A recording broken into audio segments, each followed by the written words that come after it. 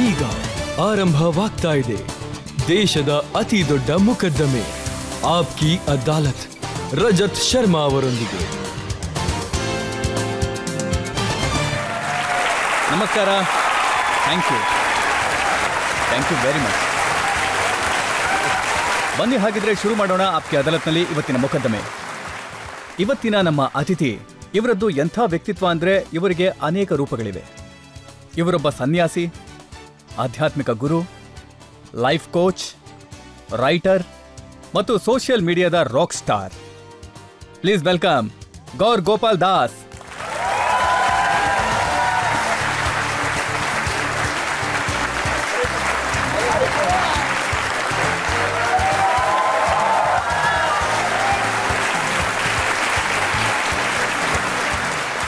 ಮತ್ತೆ ನಾನೀಗ ನಮ್ಮ ಕಾರ್ಯಕ್ರಮಕ್ಕೆ ಆಹ್ವಾನಿಸ್ತಾ ಇದ್ದೇನೆ ನಮ್ಮ ಇವತ್ತಿನ ಜಡ್ಜ್ ಅನ್ನ.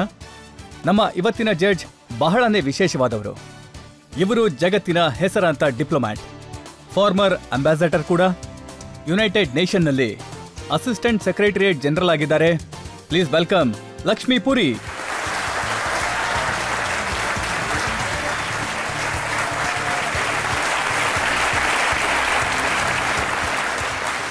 ವಿಚಾರಣೆ ಶುರು ಮಾಡೋದಿಕ್ಕೆ ಅಪ್ಪಣೆ ಇದೆ. ನೀವು ಸಿದ್ಧವಾಗಿದ್ದೀರಾ? ಶುರು ಮಾಡೋಣ ಮೊಕದ್ದಮೆ. ಹಾ, ಖಂಡಿತ. ಅದಕ್ಕೂ ಮುಂಚೆ ಒಂದು ವಿಷಯ ಹೇಳಕ್ಕೆ ಇಷ್ಟಪಡ್ತೀನಿ. ಹೇಳಿ. ಏನಂದ್ರೆ, ನಾನು ಇದಕ್ಕೂ ಮುಂಚೆ ಯಾವತ್ತೂ ಕಟಕಟೆನಲ್ಲಿ ಕೂತಿಲ್ಲ, ಆಯ್ತಾ? ಮೊದಲನೇ ಸಲ ಕೂತಿರೋದು. ಮತ್ತೆ ಎದುರುಗಡೆ ಯಾರಿದ್ದಾರೆ ಅಂತ ನೋಡಿ. ಇವ್ರು ಎಲ್ರನ್ನೂ ಗ್ರಿಲ್ ಮಾಡ್ತಿರ್ತಾರೆ, ಎಲ್ರಿಗೂ ಪ್ರಶ್ನೆಗಳನ್ನ ಕೇಳ್ತಿರ್ತಾರೆ, ಆರೋಪಗಳನ್ನ ಹೊರಿಸ್ತಾ ಇರ್ತಾರೆ. ಮತ್ತೆ ಇವೆಲ್ಲ ಸ್ಕೂಲು ಕಾಲೇಜಲ್ಲಿ ಕೇಳುವಂತ ಪ್ರಶ್ನೆಗಳಲ್ವಲ್ಲ, ಏನೋ ಒಂದು ಉತ್ತರ ಹೇಳೋದಕ್ಕೆ, ತಲೆ ತಿರುಗೋ ಥರ ಉತ್ತರಗಳನ್ನ ಬಿಡೋದಕ್ಕೆ. ನನ್ನ ಹೃದಯಪೂರ್ವಕ ಧನ್ಯವಾದ. ಮತ್ತೆ ನನ್ನ ಇಲ್ಲಿ ಬರ್ಮಾಡಿಸ್ಕೊಂಡಿದ್ದಕ್ಕೆ ನಿಮಗೆ ತುಂಬಾ ಥ್ಯಾಂಕ್ಸ್ ಹೇಳ್ತೀನಿ. ಆಪ್ಕಿ ಅದಾಲತ್ಗೆ ಸುಮಾರು 30 ವರ್ಷ ಆಗಿದೆ. 30 ವರ್ಷಗಳಿಂದ ರಜತ್ ಅವರು ಈ ಕಾರ್ಯಕ್ರಮನ ನಡೆಸ್ಕೊಂಡ್ ಬರ್ತಾನೆ ಇದ್ದಾರೆ. ತುಂಬಾ ಚೆನ್ನಾಗಿ ಮೂಡ್ ಬರ್ತಾ ಇದೆ. ನಾನು ಯಾವಾಗಲೂ ಹೇಳ್ತಾ ಇರ್ತೀನಿ, ಒಂದು ಮೆನ್ಸ್ ಕ್ಲಬ್ ಇತ್ತು, ಅಲ್ಲಿ ಎಲ್ಲ ಪುರುಷರು ಹೋಗ್ತಾ ಇದ್ರು.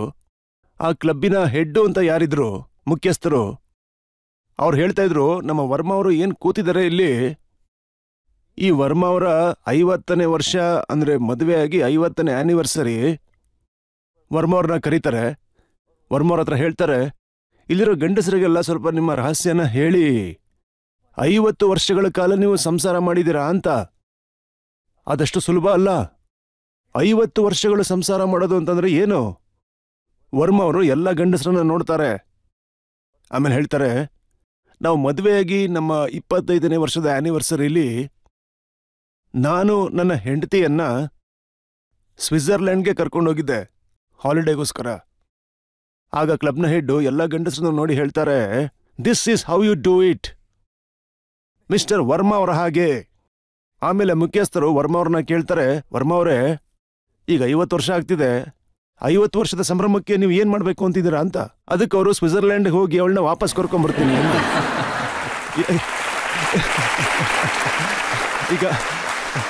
ಈಗ ನೋಡಿ, ನಾನು ಏನ್ ಹೇಳಕ್ ಇಷ್ಟಪಡ್ತೀನಿ ಅಂದ್ರೆ, ಒಂದ್ ವೇಳೆ 50 ವರ್ಷ ನೀವು ಒಟ್ಟಿಗೆ ಇರಕ್ಕಾಗ್ಲಿಲ್ಲ ಅಂತಂದ್ರೆ, ಅದರಲ್ಲಿ ಸಂಸಾರ ನಡೆಸಿದೀವಿ ಅಂತಂದ್ರೆ ಏನ್ ಅರ್ಥ ಬರುತ್ತೆ ಹೇಳಿ? ಆದ್ರೆ 50 ವರ್ಷಗಳು ಜೊತೆಲಿರ್ಬೇಕು ಅಂತಂದ್ರೆ ಜೀವನದಲ್ಲಿ ಬರೋ ಎಲ್ಲ ಏರುಪೇರುಗಳನ್ನ ಎದುರಿಸ್ಬೇಕಾಗತ್ತೆ, ಒಬ್ರಿಗೊಬ್ರು ಕಷ್ಟದಲ್ಲಿ ಆಗ್ಬೇಕಾಗತ್ತೆ. ಆಗ 50 ವರ್ಷದ ಆನಿವರ್ಸರಿಗೆ ಒಂದು ಬೆಲೆ ಅನ್ನೋದಿರುತ್ತೆ ಅಲ್ವಾ? ನಿಜ ತಾನೆ? ಈಗ ರಜತ್ ಅವರ ಆಪ್ಕಿ ಅದಾಲತ್ತು 30 ವರ್ಷಗಳ ಕಾಲ ತುಂಬಿದೆ, ಇನ್ನು ಮುಂದುವರಿತಾನೆ ಇದೆ. ಇದರಲ್ಲಿ ಎಷ್ಟು ಏರುಪೇರುಗಳಾಗಿರುತ್ತೆ, ಎಷ್ಟು ಸಂಕಷ್ಟಗಳು ಬಂದಿರುತ್ತೆ, ಏನೇನ್ ಸಮಸ್ಯೆಗಳಾಗಿರುತ್ತೆ. ಆದ್ರೆ 30 ವರ್ಷಗಳ ಕಾಲ ಒಂದು ವಿಚಾರವನ್ನ ನಿರಂತರವಾಗಿ ನಡೆಸೋದು ಅಂದ್ರೆ, ಅದು ಎಲ್ಲ ಏರುಪೇರುಗಳನ್ನ ಎದುರಿಸ್ಕೊಂಡು ಈ 30 ವರ್ಷದ ಆನಿವರ್ಸರಿಗೆ ನಿಜವಾಗ್ಲೂ ದೊಡ್ಡ ಚಪ್ಪಾಳೆನೇ ಬರಬೇಕು ನಮ್ಮ ರಜತ್ ಅವ್ರಿಗೆ, ಅಲ್ವಾ? ಗೋಪಾಲ್ ದಾಸ್ ಅವರೇ, ನಾನು ಈ ಮಾತನ್ನ ಯಾವಾಗ್ಲೂ ಹೇಳ್ತಾ ಇರ್ತೀನಿ, ಈ ಕಾರ್ಯಕ್ರಮ ಇರೋದು ನನ್ನ ಪ್ರಶ್ನೆಗಳಿಂದಾಗಿ ಅಲ್ಲ, ನಿಮ್ಮಂತ ಅತಿಥಿಗಳ ಉತ್ತರದಿಂದಾಗಿ ಇದೆ. Thank you. ಇದು ನಿಮ್ಮ ದೊಡ್ಡತನ. Thank you. ಮತ್ತೊಮ್ಮೆ ಥ್ಯಾಂಕ್ಸ್ ಹೇಳ್ತೀನಿ ನನ್ನ ಇಲ್ಲಿ ಕರ್ಸ್ಕೊಂಡಿದ್ದಕ್ಕೆ. ಬನ್ನಿ ಹಾಗಿದ್ರೆ ಶುರು ಮಾಡೋಣ ಆಪ್ಕಿ ಅದಾಲತ್ನಲ್ಲಿ ಇವತ್ತಿನ ಮೊಕದ್ದಮೆ. ಮೊದಲ ಆರೋಪ ಗೌರ್ ಗೋಪಾಲ್ ದಾಸ್ ಅವರ ಮೇಲೆ. ಆಪ್ಕಿ ಅದಾಲತ್ನಲ್ಲಿ ಲೈಫ್ ಸ್ಟೈಲ್ ಕೋಚ್ ಸನ್ಯಾಸಿ ಗೌರ್ ಗೋಪಾಲ್ ದಾಸ್ ಅವರ ಮೇಲಿರುವ ಆರೋಪವೇನೆಂದರೆ, ಇವರು ಜನರಲ್ಲಿ ಕನ್ಫ್ಯೂಷನ್ ಅನ್ನು ಹುಟ್ಟಿಸುತ್ತಾರೆ ಎಂಬುದು. ನೋಡಿ, ನಾನು ನಿಮ್ಮ ಭಾಷಣಗಳನ್ನ ಕೇಳ್ತೇನೆ. ನೀವೊಂದು ಕನ್ಫ್ಯೂಷನ್ನ ಅಂಗಡಿ ಇದ್ದಂತೆ. ನಿಮ್ಮ ಹೆಸರಲ್ಲೂ ಕನ್ಫ್ಯೂಷನ್ ಇದೆ. ನಾವು ಗೋರಾ ಕೇಳಿದೀವಿ, ಗೌರಿ ಕೇಳಿದೀವಿ. ಇದೇನಿದು ಗೌರ್? ಜನ ಹೇಳ್ತಾರೆ ಇವರ ಹೆಸರು ಗೋಲ್ ಮಟೋಲ್ ದಾಸ್ ಅಂತ ಇರಬೇಕಿತ್ತು ಅಂತ.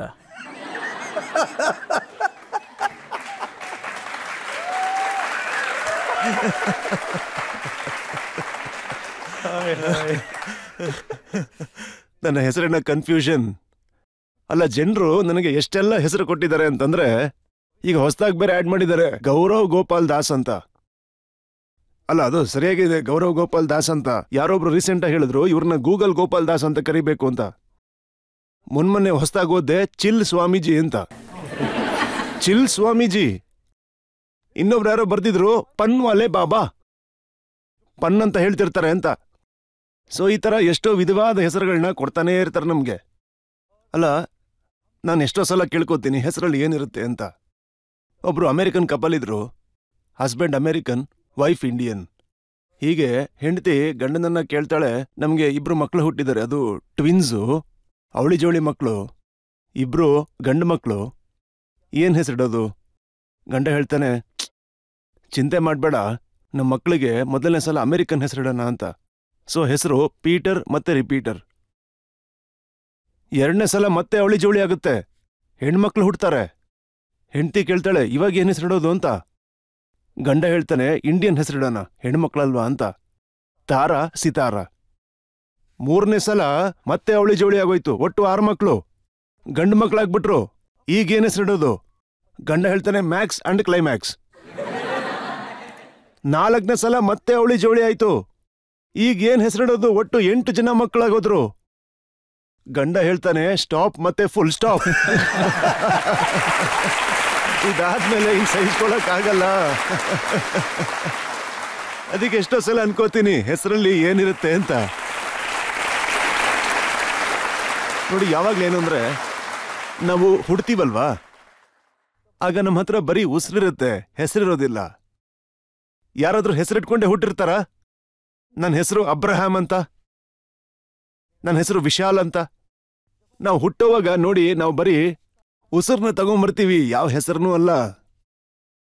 ಆದ್ರೆ ಯಾವಾಗ ನಾವು ಸಾಯ್ತೀವೋ ಆಗ ಹೆಸರು ಮಾತ್ರ ಇರುತ್ತೆ, ಉಸಿರು ಹೋಗ್ಬಿಟ್ಟಿರುತ್ತೆ ಅಲ್ವಾ? ಹಾಗೆ ಈ ಉಸಿರು ಮತ್ತೆ ಹೆಸರಿನ ನಡುವೆ ಅಂತರ ಇದೆಯಲ್ಲ, ಅದನ್ನ ಜೀವನ ಅಂತ ಹೇಳ್ತಾರೆ. The journey between breath and name is called life. ಅದಕ್ಕೆ ನಾನು ಉಸಿರು ಕಡೆ ಗಮನ ಕೊಡೋ ಹಾಗೂ ಇಲ್ಲ ಹೆಸರು ಕಡೆನೂ ಗಮನ ಕೊಡೋ ಹಾಗೂ ಇಲ್ಲ. ಉಸಿರು ಮತ್ತೆ ಹೆಸರಿನ ನಡುವೆ ಒಂದು ಕೆಲಸ ಅಂತಿದೆಯಲ್ಲ, ಅದ್ರ ಮೇಲೆ ಗಮನ ಕೊಡ್ತೀನಿ. ಯಾಕಂದ್ರೆ ನಾನು ಏನ್ ಕೆಲಸ ಮಾಡ್ತೀನೋ ಆ ಕೆಲಸದಿಂದ ನನ್ನ ಹೆಸರು ಬರುತ್ತೆ. ನಿಮ್ಮ ಕೆಲಸದಲ್ಲೂ ಕೂಡ ಕನ್ಫ್ಯೂಷನ್ ಇದೆ. ಕಾಲೇಜಲ್ಲಿದ್ದಾಗ ನೀವು ಸಿಂಗರ್ ಆಗ್ಬೇಕು ಅಂತ ಇದ್ರಿ. ಹೌದು. ಕಾಂಪಿಟೇಷನ್ಗಳಿಗೆ ಹೋದ್ರಿ, ಹಾಡ್ ಹಾಡಿದ್ರಿ, ಜಡ್ಜಸ್ ನಿಮ್ಮ ಸ್ವರ ಚೆನ್ನಾಗಿಲ್ಲ ಅಂತ ಹೇಳಿದ್ರು. ಹೌದು. ಕೆಲಸದಲ್ಲೂ ಕನ್ಫ್ಯೂಷನ್. ನಿಮ್ಮಲ್ಲಿ ಯಾರನ್ನಾದ್ರೂ ಪ್ರೀತಿಸಿದಿರಾ? ಅಯ್ಯೋ ಸಾರಿ, ಎಷ್ಟೊಂದು ಜನ. ಯಾರ್ಯಾರಿಲ್ಲಿ ತುಂಬಾ ಜನರ ಜೊತೆ ಒಂದೇ ಸಲ ಆಟ ಆಡಿದ್ದೀರಾ? ಅಯ್ಯೋ, ಇಲ್ಲಿ ನೋಡಿ, ಈತ ಕೈ ಎತ್ತಾ ಇದ್ದಾನೆ. ಅವನಿಗೆಷ್ಟು ಧೈರ್ಯ ಇರ್ಬೇಕು ನೋಡಿ, ಕೈ ಎತ್ತಾ ಇದ್ದಾನೆ ಅವನು. ಹೊಡಿರಿ ಚಪ್ಪಾಳೆ ಅವನಿಗೆ. ಬೈಸೆಪ್ಸ್ ತೋರಿಸ್ತಾ ಇದ್ದಾನೆ. ನಾನು ಎಷ್ಟೊಂದ್ಸಲ ಹೇಳ್ತೀನಿ, do you know the height of flirting is? The height of flirting is writing a love letter and saying to whomsoever it may concern. ಯಾರಿಗೆ ಅಂತಾನೆ ಗೊತ್ತಾಗಲ್ಲ. ನಾನು ಹೇಳೋದೇನಂದ್ರೆ, ನಿಮಗೆ ಯಾರ ಜೊತೆ ಆದ್ರೂ ಒಂದು ಸಂಬಂಧ ಬೆಳೆದ್ರೆ ಆಗ ನಿಮ್ಮ ಬುದ್ಧಿಯಿಂದ ನೀವು ಅನಲೈಸ್ ಮಾಡ್ತೀರಾ. ಹುಡುಗರು ಹುಡುಗಿರ್ನ ಇಷ್ಟಪಡ್ತಾರೆ, ಹುಡುಗಿರು ಹುಡುಗರನ್ನ ಇಷ್ಟಪಡ್ತಾರೆ. ಅವ್ರು ಹೇಳ್ತಾರೆ, ಇವ್ರು ತುಂಬಾ ಚೆನ್ನಾಗಿದ್ದಾರೆ, ಆದ್ರೆ ಬುದ್ಧಿ ಇಲ್ಲ ಇವ್ರಿಗೆ ಅಂತ. ಇವ್ರ ಬುದ್ಧಿ ತುಂಬಾ ಚೆನ್ನಾಗಿದೆ, ಆದ್ರೆ ಇವ್ರು ನೋಡಕ್ ಸುಂದರವಾಗಿಲ್ಲ. ಇವ್ರಿಗೆ ಬುದ್ಧಿನೂ ಇದೆ, ಸುಂದರವಾಗೂ ಇದ್ದಾರೆ, ಆದ್ರೆ ದುಡ್ಡಿಲ್ಲ.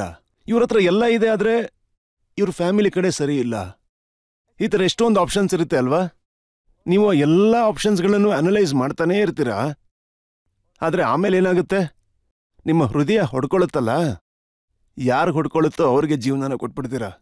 ಬುದ್ಧಿ ಅನ್ನೋದು ತುಂಬಾ ಅನಾಲಿಸಿಸ್ ಮಾಡ್ತಿರುತ್ತೆ. ಇದು ಚೆನ್ನಾಗಿದೆ, ಅದು ಚೆನ್ನಾಗಿಲ್ಲ, ಅದು ಸರಿ, ಇದು ತಪ್ಪು, ಅದು ಸರಿ ಇಲ್ಲ, ಇದು ಸರಿ ಇದೆ ಅಂತೆಲ್ಲ. ಆದ್ರೆ ಯಾರಿಗೆ ಹೃದಯ ಹೊಡ್ಕೊಳ್ಳುತ್ತೋ ಅವರಿಗೆ ನಮ್ಮ ಜೀವನ ಲೈಫ್ನ ಕೊಡ್ತೀವಲ್ಲ. ನನ್ನ ಕರಿಯರ್ನಲ್ಲೂ ಹಾಗೆ ಮಾಡಿದ್ದು. ನನ್ನ ಕರಿಯರ್ ಹೇಗೆ ಅಂತಂದ್ರೆ ಒಂದು ಲವ್ ಮ್ಯಾರೇಜ್ ಆಗಿತ್ತು. ಈಗ ಎಲ್ಲರೂ ಯುವಕರು ಏನ್ ಮಾಡ್ತಾರೆ, ಆಪ್ಷನ್ಸ್ ಎಲ್ಲ ಹುಡುಕ್ತಾ ಇರ್ತಾರಲ್ಲ, ಇದ್ರಲ್ಲಿ ಇದು ಚೆನ್ನಾಗಿದೆ, ಅದ್ರಲ್ಲಿ ಅದು ಸರಿ ಇಲ್ಲ, ಅದ್ರಲ್ಲಿ ಅದು ಸರಿ ಇದೆ, ಇದ್ರಲ್ಲಿ ಇದು ಸರಿ ಇಲ್ಲ ಅಂತ. ಇದನ್ನ ನಾನು ಈಸಿಯಾಗಿ ಮಾಡ್ಬೋದು, ಇದನ್ನ ನಾನು ಮಾಡಕ್ಕಾಗತ್ತೆ, ಇದಾಗುತ್ತೆ, ಇದಾಗುತ್ತೆ, ಇದಾಗಲ್ಲ, ಇದಾಗುತ್ತೆ, ಇದಾಗಲ್ಲ. ಆಗ ಹೃದಯ ಹೊಡ್ಕೊಳಕ್ ಶುರುವಾಯ್ತು. ಕಣ್ಣು ಕಣ್ಣು ಸೇರಾಯ್ತು, ಹೃದಯ ಹೊಡ್ಕೋತಾ ಇತ್ತು, ಪ್ರೀತಿ ಶುರುವಾಗೋಯ್ತು. ನಿರ್ಧಾರ ಮಾಡ್ಕೊಂಬಿಟ್ಟೆ ಇದನ್ನೇ ಮಾಡಬೇಕು ಅಂತ. ಇವತ್ತು ನಾನು ಏನ್ ಮಾಡ್ತಾ ಇದ್ದೀನಿ ಅದು ಲವ್ ಅಫೈರ್. ಅದು ಸಕ್ಸಸ್ಫುಲ್ ಲವ್ ಅಫೈರ್, ಗೊತ್ತಾ? ನಡೀತಾ ಇದೆ. 30 ವರ್ಷ ಆಗಿದೆ, ಆದ್ರೂ ನಡೀತಾ ಇದೆ. ನಿಮಗೂ ಕೂಡ ಅಭಿನಂದನೆಗಳು. ನಿಮಗೂ ಕೂಡ 30 ವರ್ಷ ತುಂಬಿದೆ. ಅಯ್ಯೋ, thank you sir, thank you. Same to same. ಆದ್ರೆ ನೀವು ಇಸ್ಕಾನ್ನಲ್ಲಿ ವಾಸ ಮಾಡ್ತೀರಿ, ಕಾವಿ ಧರಿಸ್ತೀರಿ, ತಿಲಕ ಇಟ್ಕೋತೀರಿ, ಸಂತರಾಗಿದ್ದೀರಾ. ಆದ್ರೆ ನಿಮ್ಮ ಗಮನ ಎಲ್ಲ ಗಳಿಕೆ ಮೇಲೆ ಇದೆ.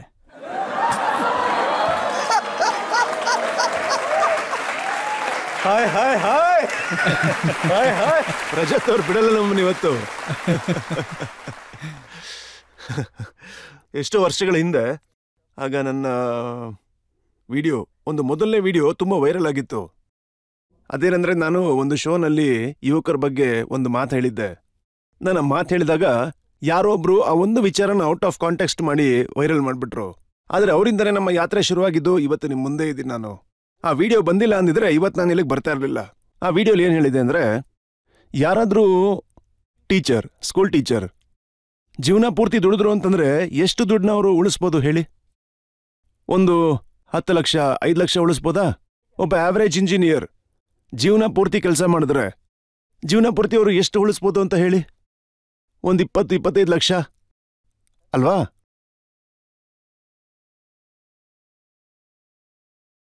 ಇದು ಇಲ್ಲ, ನಾನು ಹೇಳಿಲ್ಲ. ಅದಕ್ಕೆ ಹೇಳದ್ ನಾನು, choose your career wisely guys.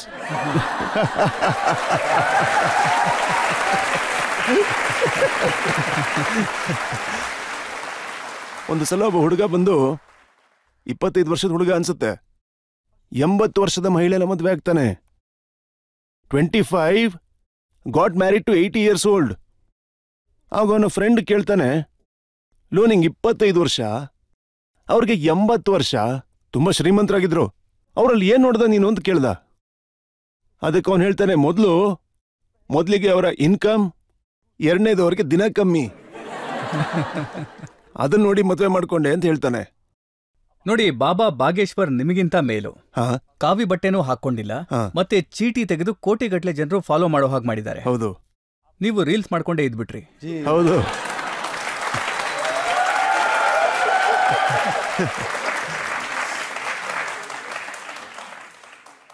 ಈಗ ನೋಡಿ, ನಿಮ್ಮಲ್ಲಿ ಎಷ್ಟು ಜನಕ್ಕೆ ಮಾವಿನ ಹಣ್ಣು ಇಷ್ಟ? Okay, perfect. ನಿಮ್ಮಲ್ಲಿ ಎಷ್ಟು ಜನಕ್ಕೆ ಆಪಲ್ ಇಷ್ಟ? ಪರ್ಫೆಕ್ಟ್. ನಿಮ್ಮಲ್ಲಿ ಎಷ್ಟು ಜನಕ್ಕೆ ಸೀಬೆ ಹಣ್ಣು ಅಂದ್ರೆ ಇಷ್ಟ? ಪರ್ಫೆಕ್ಟ್. ಈಗ ಪ್ರಶ್ನೆನ ಉಲ್ಟಾ ಮಾಡ್ತೀನಿ. ನಿಮ್ಮಲ್ಲಿ ಎಷ್ಟು ಜನಕ್ಕೆ ಮಾವಿನ ಹಣ್ಣು ಇಷ್ಟ ಇಲ್ಲ? ಓಕೆ, ಇದಾರೆ, ಅದೃಷ್ಟವಂತರು. ನಿಮ್ಮಲ್ಲಿ ಎಷ್ಟು ಜನಕ್ಕೆ ಆಪಲ್ ಇಷ್ಟ ಇಲ್ಲ? ಪರ್ಫೆಕ್ಟ್. ನಿಮ್ಮಲ್ಲಿ ಎಷ್ಟು ಜನಕ್ಕೆ ಸೀಬೆ ಹಣ್ಣು ಇಷ್ಟ ಇಲ್ಲ? ನೋಡಿ, ನಮ್ಮೆಲ್ಲರಲ್ಲೂ ಲೈಕ್ಸ್ ಮತ್ತೆ ಡಿಸ್ಲೈಕ್ಸು ಬೇರೆ ಬೇರೆ ಇರುತ್ತೆ ಅಲ್ವಾ? ಕೆಲವ್ರಿಗೆ ಆಪಲ್ ಇಷ್ಟ ಆಗುತ್ತೆ, ಕೆಲವ್ರಿಗೆ ಮಾವಿನ ಹಣ್ಣು ಇಷ್ಟ ಆಗುತ್ತೆ, ಕೆಲವ್ರಿಗೆ ಸೀಬೆ ಹಣ್ಣು ಇಷ್ಟ ಆಗುತ್ತೆ, ಕೆಲವ್ರಿಗೆ ದಾಳಿಂಬೆ ಹಣ್ಣು ಇಷ್ಟ ಆಗುತ್ತೆ. ಇಲ್ಲಿ ಒಳ್ಳೆ ವಿಚಾರ ಏನು ಅಂತಂದ್ರೆ, ಸೃಷ್ಟಿ ಅನ್ನೋದು ಪ್ರತಿಯೊಬ್ಬರಿಗೂ ಒಂದು ಹಣ್ಣನ್ನ ಕೊಟ್ಟಿದೆ. ಆ ಹಣ್ಣನ್ನ ಆತ ತಿಂದು ಆಸ್ವಾದಿಸ್ತಾನೆ, ಅದ್ರ ಜೊತೆಗೆ ನರಿಶ್ಮೆಂಟ್, ಶಕ್ತಿ ಸಿಗುತ್ತೆ, ಶಕ್ತಿ ಪಡ್ಕೋತಾನೆ. ಅದೇ ರೀತಿ ಸಮಾಜದಲ್ಲಿ ಬೇರೆ ಬೇರೆ ರೀತಿಯ ಹಣ್ಣುಗಳು ಏನಿದೆ, ಪ್ರತಿಯೊಂದು ಹಣ್ಣಿಗೂ ಒಂದೊಂದು ಗುಣ ಅಂತ ಇರುತ್ತೆ. ಕೆಲವರು ರೀಲ್ ಮಾಡ್ತಾರೆ, ಕೆಲವರು ಹೋರಾಟ ಮಾಡ್ತಾರೆ, ಕೆಲವರು ಭಾಷಣ ಮಾಡ್ತಾರೆ, ಕೆಲವರು ಹಾಡು ಹಾಡ್ತಾರೆ, ಕೆಲವರು ಮುಖದಮೆ ನಡೆಸ್ತಾರೆ ಅಲ್ವಾ? ಕೆಲವರು ಮುಖದಮೆ ನಡೆಸ್ತಾರೆ. ನೋಡಿ, ಸಾಧುಗಳು ಮತ್ತೆ ಸನ್ಯಾಸಿಗಳು ಇವರೆಲ್ಲ ಹೇಳ್ತಾರೆ, ಮಾಯೆ, ಮೋಸ ಇವನ್ನೆಲ್ಲ ತ್ಯಜಿಸಬೇಕು. ಖಂಡಿತ. ಹಾಗಿದ್ರೆ ನೀವು ಬಾಂಬೆ ಸ್ಟಾಕ್ ಎಕ್ಸ್ಚೇಂಜಿಗೆ ಏನ್ ಕಲಿಯಕ್ ಹೋಗಿದ್ರಿ? ಅಯ್ಯೋ, ಇವರು ವಿಚಾರಣೆಯನ್ನ ತುಂಬಾ ಚೆನ್ನಾಗಿ ಮಾಡ್ತಾ ಇದ್ದಾರೆ ಇಲ್ಲಿ. ರಜತ್ ಅವರ ರಿಸರ್ಚ್ಗೆ ಜೋರಾದ ಚಪ್ಪಾಳೆ ಬರಲಿ. ಪೂರ್ತಿ 100% ರಿಸರ್ಚ್ ಮಾಡಿರ್ತಾರೆ ಇವರು. ಬಾಂಬೆ ಸ್ಟಾಕ್ ಎಕ್ಸ್ಚೇಂಜ್ಗೆ ನಾನು ಏನ್ ಮಾಡಕ್ ಹೋಗಿದ್ದೆ? ಆಪ್ಕಿ ಅದಾಲತ್ತಲ್ಲಿ ಏನ್ ಮಾಡಕ್ ಬಂದಿದ್ನೋ ಅದನ್ನೇ ಮಾಡಕ್ ಹೋಗಿದ್ದೆ ಅಲ್ವಾ. ಆಪ್ಕಿ ಅದಾಲತ್ತಲ್ಲಿ ಏನ್ ಮಾಡಕ್ ಬಂದಿದ್ನೋ ಅದನ್ನೇ ಮಾಡಕ್ ಹೋಗಿದ್ದೆ. ನಾನ್ ಎಲ್ಲಿಗೆ ಹೋಗ್ತೀನೋ ಅಲ್ಲಿ ಮಾತಾಡೋದಕ್ಕೆ ಅಂತ ಒಂದು ಅವಕಾಶ ಇರುತ್ತೆ. ಕಾಲೇಜಿಗೆ ಹೋದಾಗ ಬುದ್ಧಿ ಹೇಳ್ತೀನಿ, ಬಾಂಬೆ ಸ್ಟಾಕ್ ಎಕ್ಸ್ಚೇಂಜ್ಗೆ ಹೋದಾಗ ಅಲ್ಲಿ ಮನಿ ಮತ್ತೆ ಯೂಸಸ್ ಆಫ್ ಮನಿ ಬಗ್ಗೆ ಹೇಳ್ತೀನಿ, ಯುನೈಟೆಡ್ ನೇಷನ್ಸ್ಗೆ ಕರೆದಿದ್ರು, ಅಲ್ಲಿ ಕ್ಲೈಮೇಟ್ ಚೇಂಜ್ ಮತ್ತೆ ಯೋಗ ಬಗ್ಗೆ ಮಾತಾಡೋದಕ್ಕೆ ಕರೆಸಿದ್ರು.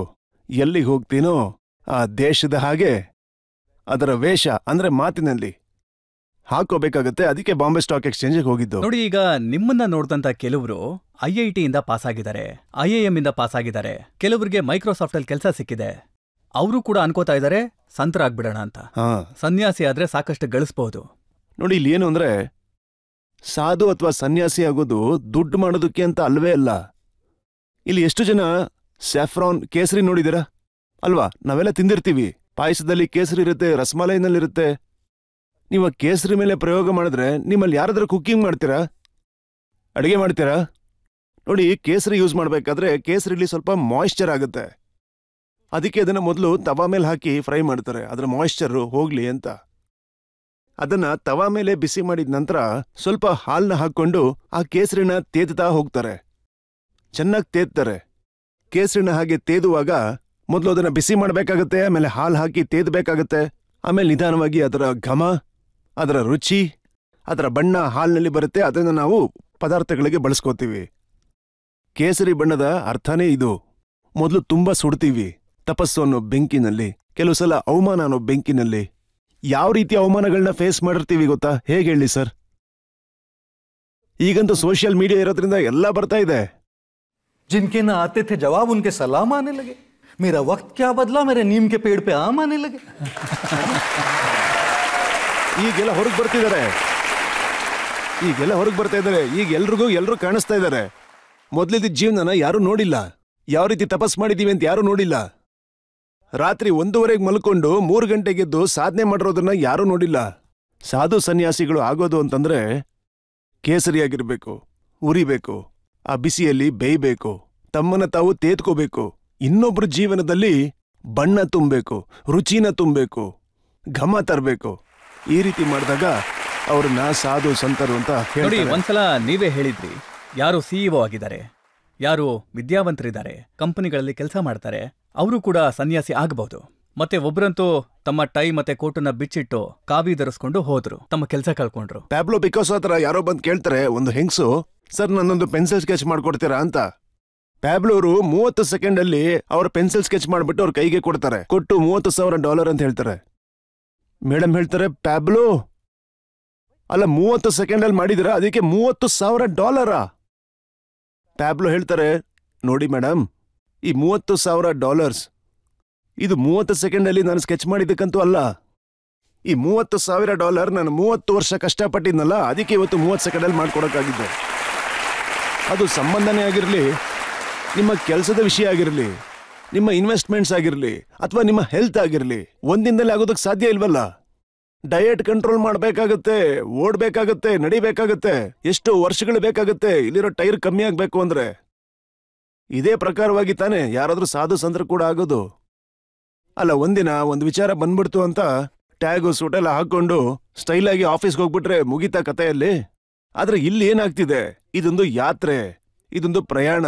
ಈ ಪ್ರಯಾಣದಲ್ಲಿ ಒಳಗಿಂದ ಯಾರಿಗಾದ್ರೂ ಪ್ರೇರಣೆ ಆದ್ರೆ ಅದನ್ನ ಯಾಕೆ ತಡಿಬೇಕು ಅಂತ. ಮೊದಲು ಒಬ್ಬರ ಜೊತೆ ಪ್ರೀತಿ ಆಗುತ್ತೆ, ಆಮೇಲೆ ಮದುವೆ ಆಗುತ್ತೆ. ಅದು ಶುರುವಾಗೋದು ಹೊಲ್ಲೆ ಹೊಲ್ಲೆ ಹೋ ಜಾಯೇಗಾ ಪ್ಯಾರ್. ಹೌದು, ಮೊದಲಿಗೆ ಎಲ್ಲ ಆಗೋದಿಲ್ಲ, ಕನೆಕ್ಟ್ ಆಗೋದಿಲ್ಲ, ಏನೂ ಆಗೋದಿಲ್ಲ.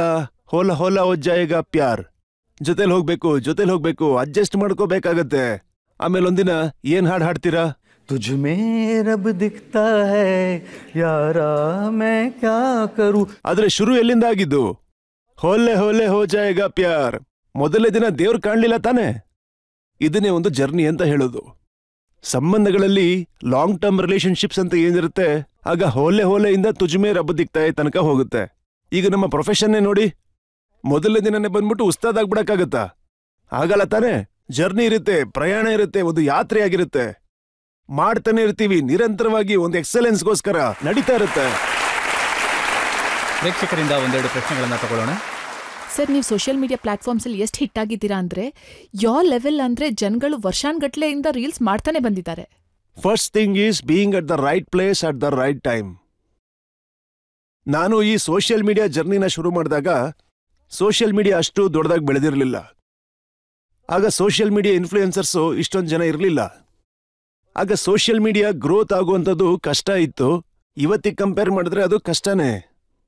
ನೋಡಿ, ನಾವೇನೋ ದೊಡ್ಡ ಗುರಿನ ಮುಟ್ಬಿಟ್ಟಿದ್ದೀವಿ ಅಂತ ಹೇಳ್ಕೊಳ್ಳೋದು ತುಂಬ ತಪ್ಪಾಗುತ್ತೆ. We were at the right place at the right time and it helped us ಅಲ್ವಾ. ಎರಡನೇ ವಿಷಯ, ಕನ್ಸಿಸ್ಟೆನ್ಸಿ. ಕನ್ಸಿಸ್ಟೆಂಟ್ ಆಗಿ ನಿಮ್ಮ ಪ್ಯಾಷನ್ ಏನಿದೆ ಅದನ್ನ ನೀವು ಮಾಡ್ತಾ ಇರಬೇಕು. ಕನ್ಸಿಸ್ಟೆಂಟ್ಲಿ ನೀವು ನೋಡಿರ್ತೀರಾ, ನಾನು ಸೋಷಿಯಲ್ ಮೀಡಿಯಾದಲ್ಲಿ ನನ್ನ ಕಂಟೆಂಟ್ನ ಹಾಕಿರ್ತೀನಿ, ರೆಗ್ಯುಲರ್ ಆಗಿ ಹಾಕ್ತಾನೆ ಇರ್ತೀನಿ. ಅದರರ್ಥ ಈ ವಿಚಾರ ರೀಚ್ ಆಗಿಲ್ಲ ಅಂತಂದ್ರೆ ಇನ್ನೊಂದು ಹಾಕ್ಬೇಕು ಅಂತಲ್ಲ, ಇದು ರೀಚ್ ಆಗಿಲ್ಲ ಅಂದ್ರೆ ಮತ್ತೊಂದು ಹಾಕ್ಬೇಕು ಅಂತಲ್ಲ, ಇದು ರೀಚ್ ಆಗಿಲ್ಲ ಅಂತ 4ನೇ ವಿಷಯ ಹಾಕ್ಬೇಕು ಅಂತಲ್ಲ. ಹಾಗೆ ಮಾಡಿದ್ರೆ ನೀವು ಪ್ರವೀಣ್ರ ಹೇಗಾಗ್ತೀರಾ? ಎಕ್ಸಲೆನ್ಸ್ ಎಲ್ಲಿಂದ ಬರುತ್ತೆ? 3ನೇ ವಿಷಯ, ಅಥೆಂಟಿಸಿಟಿ.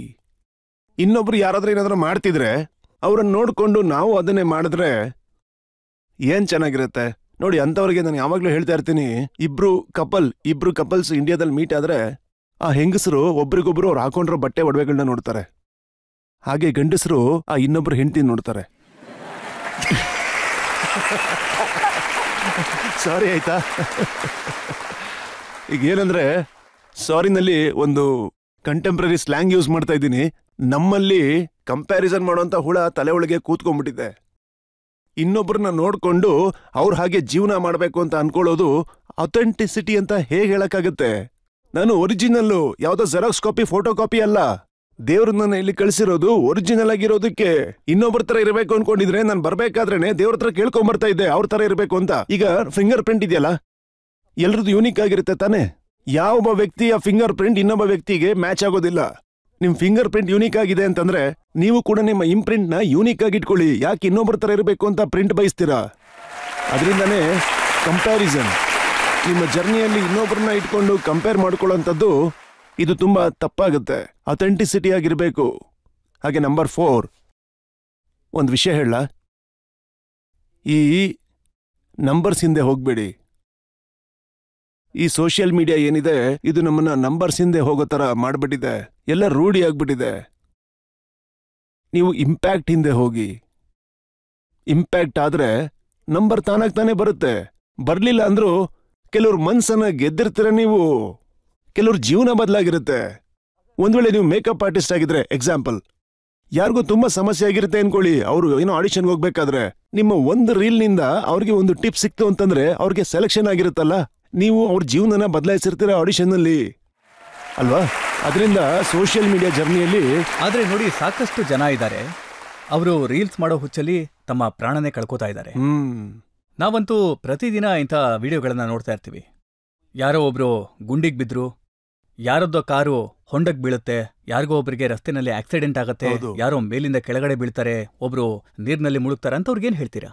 ಅವ್ರಿಗೆ कामयाबी में सुकून नजर आया, उन्हें कामयाबी में सुकून नजर आया तो वो दौड़ते गए. उन्हें कामयाबी में सुकून नजर आया तो वो दौड़ते गए. हमें सुकून में कामयाबी नजर आई तो हम ठहर गए, है ना. हम सुकून में कामयाबी नजर आए तो हम ठहर गए. अपनी इच्छाओं के, ख्वाहिशों की बोझ में तू क्या क्या कर रहा है? ಇದ್ದೀರಾ ಅಂತ ಪ್ರಶ್ನೆ. अपनी ख्वाहिशों के बोझ में तू क्या क्या कर रहा है बशर? इतना तो जीना भी नहीं है जितना तू मर रहा है बशर. ಅಲ್ವಾ? ಇಲ್ಲಿ ನಾವು ದಿನನಿತ್ಯ ಅವಸರದಲ್ಲಿ ಸಾಯ್ತಾ ಇದ್ದೀವಿ ಅಂತಾನೆ ಹೇಳ್ಬೋದು. ಅದಕ್ಕೆ ನಾನು ಹೇಳೋದೇನೆಂದ್ರೆ, ಯಶಸ್ವಿ ಆಗಬೇಕು, ಖಂಡಿತ ಆಗಬೇಕು, ಯಾಕಾಗಬಾರ್ದಾ? ಆದ್ರೆ ಯಶಸ್ಸಿನ ಹುಚ್ಚಿನಲ್ಲಿ ನಿಮ್ಮ ಶಾಂತಿ ಮತ್ತು ಜೀವನ ಕಳ್ಕೊಳ್ಳೋದು ಅಂದ್ರೆ ಆ ಯಶಸ್ಸು ಏನಕ್ಕೆ ಪ್ರಯೋಜನ ಆಗುತ್ತೆ? ಅದಕ್ಕೆ ನನಗನ್ಸೋದು ಏನು ಅಂತಂದ್ರೆ, ಈ ಸಕ್ಸಸ್ಫುಲ್ ಸೋಷಿಯಲ್ ಮೀಡಿಯಾ ಇನ್ಫ್ಲೂಯೆನ್ಸರ್ಸ್ ಏನಿದ್ದಾರೆ, ಸಕ್ಸಸ್ಫುಲ್ ಸೆಲೆಬ್ರಿಟೀಸ್ ಏನಿದ್ದಾರೆ, ಅವರು ಈ ವಿಚಾರವನ್ನ ಹೇಳಲೇಬೇಕು. ಏನ್ ಹೇಳ್ಬೇಕು ಅಂದ್ರೆ, ಅವರು ಈ ನಿಜವಾದ ಸಕ್ಸಸ್ ಏನು ಅಂತ ಹೇಳ್ಬೇಕು. ಈಗ ಒಂದು ಒಳ್ಳೆ ಕವಿತೆ ಹೇಳ್ತೀನಿ. लोग क्या सोचेंगे इस उलझन में हम कुछ यूं डूबे जा रहे हैं. लोग क्या सोचेंगे इस उलझन में हम कुछ यूं डूबे जा रहे हैं. दिल करना कुछ और चाहता है, हम किए कुछ और जा रहे हैं. ಜನ ಏನ್ ಯೋಚನೆ ಮಾಡ್ತಾರೆ ಹೇಳಿ. लोग क्या सोचेंगे इस उलझन में हम कुछ यूं डूबे जा रहे हैं. दिल करना कुछ और चाहता है, हम किए कुछ और जो जा रहे हैं.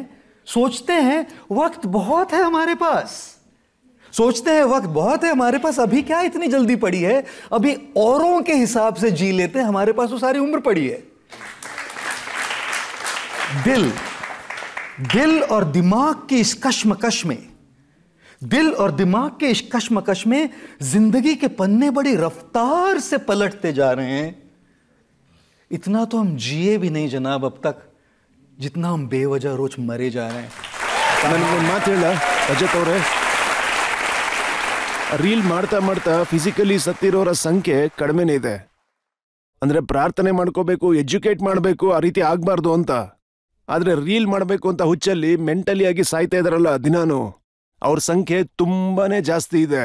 ಡಿಪ್ರೆಷನ್ಗೆ ಹೋಗ್ತಾರೆ, ಫ್ರಸ್ಟ್ರೇಷನ್ಗೆ ಒಳಗಾಗ್ತಾರೆ, ನಮ್ದೇನು ಆಗೇ ಇಲ್ಲ ಅಂತ, ನಮ್ಗೆ ವರ್ತ್ ಇಲ್ಲ ಅಂತ ಕೂಗ್ತಾ ಹೋಗ್ತಾರೆ. ಈ ಒಂದು ಡೆತ್ ಏನಿದೆ ಇದು ತುಂಬಾನೇ ನೋವು ಕೊಡುವಂತ ಡೆತ್ತು. ಅದಕ್ಕೆ ನಾವು ನಮ್ಮ ಪ್ಯಾಷನ್ನ ಫಾಲೋ ಮಾಡ್ತಾ ಹೋಗ್ಬೇಕು. ಆದರೆ ನಿಜವಾದ ವಾಸ್ತವಿಕ ಸತ್ಯದ ಕಾಂಟ್ಯಾಕ್ಟ್ ಅಲ್ಲಿರುವಂಥದ್ದು, ಸಂಪರ್ಕದಲ್ಲಿರುವಂಥದ್ದು, ನನಗನ್ಸೋದು ಏನಂತಂದ್ರೆ ಸ್ಪೇಸಲ್ಲಿ ಏನ್ ಲೀಡರ್ಸ್ ಇದ್ದಾರೆ ಇದು ಅವರ ಇಚ್ಛೆ ಆಗಿರುತ್ತೆ. ಸತ್ಯ ಅನ್ನೋದು ಈಗ ನಾನು ಅವ್ರಿಗೆ ಉತ್ತರ ಕೊಟ್ಟ ಹಾಗೆ ರೈಟ್ ಟೈಮ್ ರೈಟ್ ಪ್ಲೇಸ್ ಆಗಿತ್ತು, ಅದಕ್ಕೆ ನಾನೇನ್ ಮಾಡಕ್ಕಾಗತ್ತೆ? ಈ ತರ ಸತ್ಯನ ಹೇಳ್ಬಿಟ್ರೆ ಆಗ ಅವ್ರ ಕಣ್ಣು ತೆರೆಯುತ್ತೆ. ಈ ಒಂದು ಒಳ್ಳೆ ಮಾತಿನ ಜೊತೆಗೆ ಒಂದು ಬ್ರೇಕ್ ಅನ್ನ ತಗೊಳ್ಳೋಣ. ಈಗೊಂದು ಬ್ರೇಕ್ ತಗೊಳ್ಳೋಣ. ಬ್ರೇಕ್ ನ ನಂತರ ಆಪ್ಕೆ ಅದಾಲತ್ನಲ್ಲಿ ಗೌರ್ ಗೋಪಾಲ್ ದಾಸ್ ಅವರ ಮೇಲೆ ಆರೋಪ ಮತ್ತೆ ಪ್ರಶ್ನೆಗಳ ಮತ್ತೊಂದು ಸುತ್ತು. ಈಗಂತೂ ಸಾಕಷ್ಟು ಹೆಸರಿದೆ, ಹೌದು, ಸಾಕಷ್ಟು ಸ್ಟೈಲ್ ಇದೆ. ಈಗ ಯಾರಾದ್ರೂ ನಿಮ್ಮ ಹತ್ರಕ್ಕೆ ಬಂದು ನಡಿ ಸನ್ಯಾಸಿ ದೇವಸ್ಥಾನಕ್ಕೆ ಅಂದ್ರೆ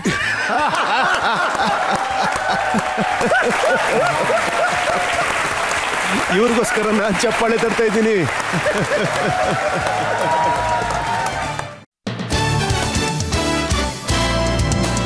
ವೆಲ್ಕಮ್ ಬ್ಯಾಕ್. ಆಪ್ಕೆ ಅದಾಲತ್ನಲ್ಲಿ ಇವತ್ತಿನ ನಮ್ಮ ಅತಿಥಿ ಲೈಫ್ ಕೋಚ್ ಗೌರ್ ಗೋಪಾಲ್ ದಾಸ್. ಆಪ್ಕೆ ಅದಾಲತ್ನಲ್ಲಿ ಮುಂದಿನ ಆರೋಪ.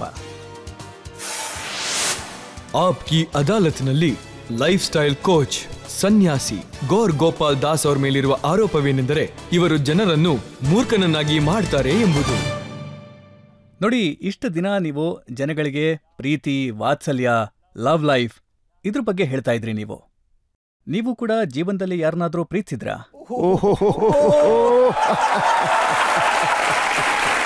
ಯಾವತ್ತಾದ್ರೂ ಯಾರನ್ನಾದ್ರೂ ನೋಡಿ ನಿಮ್ಮ ಹೃದಯದಲ್ಲಿ ಗಂಟೆ ಬಾರಿಸಿತ ಒಂದು ದಿನನಾದ್ರೂ ಟಣ್ ಟಣ್ ಟಣ್ ಟಣ್ ಅಂತ? ಅಯ್ಯಯ್ಯೋ, ರಜತ್ ಅವ್ರು ಇವತ್ತು ಬಿಡಲ್ಲ ನನ್ನ. ಒಂದೂರಲ್ಲಿ ಹುಚ್ಚರದು ಆಸ್ಪತ್ರೆ ಇತ್ತಂತೆ. ಆ ಹುಚ್ಚರ ಆಸ್ಪತ್ರೆ ಒಳಗೆ ಒಬ್ಬ ವ್ಯಕ್ತಿ ಹೋಗ್ತಾನೆ. ಅಲ್ಲಿ ಹೋದಾಗ ಅಲ್ಲಿ ಒಬ್ಬ ವ್ಯಕ್ತಿ ಕಂಬಿ ಹಿಡ್ಕೊಂಡು ನೇತಾಡ್ತಾ ಹೇಳ್ತಿದ್ದ, ಲೈಲಾ, ಓ ಲೈಲಾ. ಆಗ ಅವನು ವ್ಯಕ್ತಿ ಯಾರು ಬಂದಿದ್ನೋ ಅವನು ಡಾಕ್ಟರ್ ಹತ್ರ ಕೇಳ್ತಾನೆ, ಡಾಕ್ಟರ್ ಇದು ಹುಚ್ಚಾಸ್ಪತ್ರೆ, ಇವನಿಗೆ ಏನಾಗಿದೆ ಅಂತ. ಆಗ ಡಾಕ್ಟರ್ ಹೇಳ್ತಾರೆ, ಇವನು ಲೈಲಾ ಅನ್ನೋ ಹುಡುಗಿ ಹಿಂದೆ ಬಿದ್ದಿದ್ದ. ಅವಳು ಇವನ್ನ ಬಿಟ್ಟು ಇನ್ನೊಬ್ಬನ ಜೊತೆ ಓಡೋಗಿ ಅವನು ಬಿಟ್ಟು ಇನ್ನೊಬ್ಬನ ಮದ್ವೆ ಆದ್ಲು. ಆಗಿಂದ ಅವನು ಇಲ್ಲಿ ಬಂದು ಇದನ್ನ ಹಿಡ್ಕೊಂಡು ಹಾಗೆ ಕಂಬಿ ಹಿಡ್ಕೊಂಡು ನೇತಾಡ್ತಾ ಲೈಲಾ, ಓ ಲೈಲಾ ಅಂತ ಹೇಳ್ತಿರ್ತಾನೆ ಅಂತ. ಸರಿ, ಆ ವ್ಯಕ್ತಿ ಹಾಗೆ ಮುಂದಕ್ಕೆ ಹೋಗ್ತಾನೆ. ಮುಂದೆ ಹೋಗಿ ನೋಡಿದಾಗ ಅಲ್ಲಿ ಇನ್ನೊಬ್ಬ ವ್ಯಕ್ತಿ ಇದ್ದ. ಅವನು ಕಂಬಿ ಹಿಡ್ಕೊಂಡು ನೇತಾಡ್ತಾ ಹೇಳ್ತಿದ್ದ, ಲೈಲಾ, ಓ ಲೈಲಾ. ಆಗ ಅವನು ಡಾಕ್ಟರ್ನ ಕೇಳ್ತಾನೆ. ಡಾಕ್ಟರ್ ಹೇಳ್ತಾರೆ, ಇವನ್ ಹಿಂದೆನೆ ಹುಡುಗಿ ಓಡೋಗಿದ್ದು ಅಂತ. ಆಯ್ತಾ ನೋಡಿ, ಜೋಕ್ಸ್ನ ಹೇಳೋದು, ನಗ್ಸೋದು ತುಂಬಾನೇ ಸುಲಭ. ಆದರೆ ಒಂದು ಸಂಬಂಧ ಅಂದಾಗ, ಪ್ರೀತಿ ವಿಶ್ವಾಸದ ಮಾತು ಬಂದಾಗ ಆ ಫೀಲಿಂಗ್ಸ್ ನಿಜಾನೇ ಆಗಿರುತ್ತೆ ಅಲ್ವಾ? ಹಾಗೆ ಆ ಫೀಲಿಂಗ್ಸ್ನ ತುಂಬಾ ಒಳ್ಳೆ ರೀತಿಯಲ್ಲಿ ಇನ್ವೆಸ್ಟ್ ಮಾಡೋದು ಅವಶ್ಯಕ ಆಗಿರುತ್ತೆ. ಆದರೆ ನೀವು ನನಗೆ ಪ್ರಶ್ನೆ ಕೇಳಿದ್ರಲ್ಲ ನನ್ನ ಬಗ್ಗೆ, ಅಂದ್ರೆ ನನಗೆ ಯಾವತ್ತಾದ್ರೂ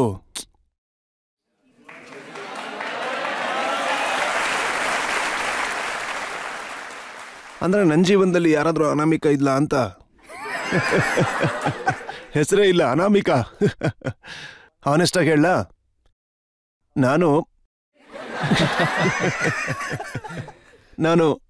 ನಾನು ಸ್ಕೂಲಲ್ಲಿ ಇದ್ದಾಗ ಅಕಾಡೆಮಿಕ್ಸ್ ಅಲ್ಲಿ ತುಂಬಾ ಮುಂದೆ ಇದ್ದೆ. ಲೋವರ್ ಮಿಡಲ್ ಕ್ಲಾಸಿಂದ ಬಂದವನು. ವಿದ್ಯಾಭ್ಯಾಸ ತುಂಬಾ ಮುಖ್ಯ ಆಗಿತ್ತು, ಕನ್ಸಿತ್ತು. दिल है छोटा सा छोटी सी आशा, मस्ती भरे मन की भोली सी आशा, चांद तारों को छूने की आशा, आसमानों में उड़ने की आशा.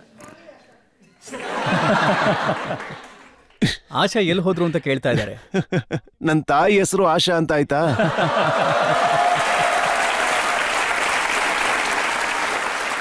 ಎಲ್ಲೂ ಹೋಗಿಲ್ಲ. ಈಗಲೂ ಕೂಡ ಆಶಾ ಹಾಗೇ ಇದ್ದಾರೆ, ನನ್ನ ಹಿಂದೆ ಕಾವಲಾಗಿದ್ದಾರೆ. ಆ ತಾಯಿ ಆಶೀರ್ವಾದ ಇದೆಯಲ್ಲ, ಅದಕ್ಕೆ ಎಲ್ಲ ನಡೀತಾ ಇದೆ. ಎಂತ ಪ್ರಶ್ನೆ ಕೇಳಿದ್ರಿ ನೀವು. ಸೊ ನನ್ನಲ್ಲೂ ಒಂದು ಕನಸಿತ್ತು. ಆ ಕನಸು ಹಿಂದೆನೆ ಹೋಗ್ತಾ ಹೋಗ್ತಾ ಸ್ಕೂಲು ಕಾಲೇಜು ಅಂತ ಓದ್ ಮುಗಿಸ್ಕೊಂಡೆ, ಇಂಜಿನಿಯರಿಂಗ್ಗೆ ಬಂದೆ. ಇಂಜಿನಿಯರಿಂಗ್ ಹೇಗೆ ಅಂತ ನಿಮಗೆ ಗೊತ್ತಿದೆ. ಬರೀ ಬ್ಯುಸಿ, ಅಸೈನ್ಮೆಂಟ್ ಮಾಡೋದು, ಓದೋದು, ಬರೀ ಅದನ್ನೇ ಮಾಡ್ತಾ ಮಾಡ್ತಾ ಏನೋ ಒಂದು ಆಗ್ಬೇಕು ಅಂತ ಯೋಚನೆ ಮಾಡ್ತಾ ಹಾಗೆ ಮಾಡ್ತಿರ್ಬೇಕಾದ್ರೆ HP ಇಂದ ಆಫರ್ ಬಂತು. ಅಲ್ಲಿ ಕೆಲ್ಸಕ್ಕೆ ಹೋದೆ. ಒಂದು 5-6 ತಿಂಗಳು ಕೆಲಸ ಮಾಡಿದೆ. ಆಗ ಒಳಗಿಂದ ಇನ್ಸ್ಪಿರೇಷನ್ ಬಂತು. ನನಗೆ ಸಮಯನೇ ಸಿಗ್ಲಿಲ್ಲ ಸರ್. ಸಮಯ ಸಿಕ್ಕಿತ್ತು ಅಂದ್ರೆ ಆಗ ಕತೆ ಸರಿ, ಬೇರೆನೇ ಆಯ್ತು ಆಗ್ತಿತ್ತು ಬಿಡಿ, ನಾನು ಅನ್ಸುತ್ತೆ. ಒಪ್ಕೋತೀನಿ. ನಿಮಗೆ ಹಾ. ಆಗ ಸಮಯ ಸಿಗಲಿಲ್ಲ.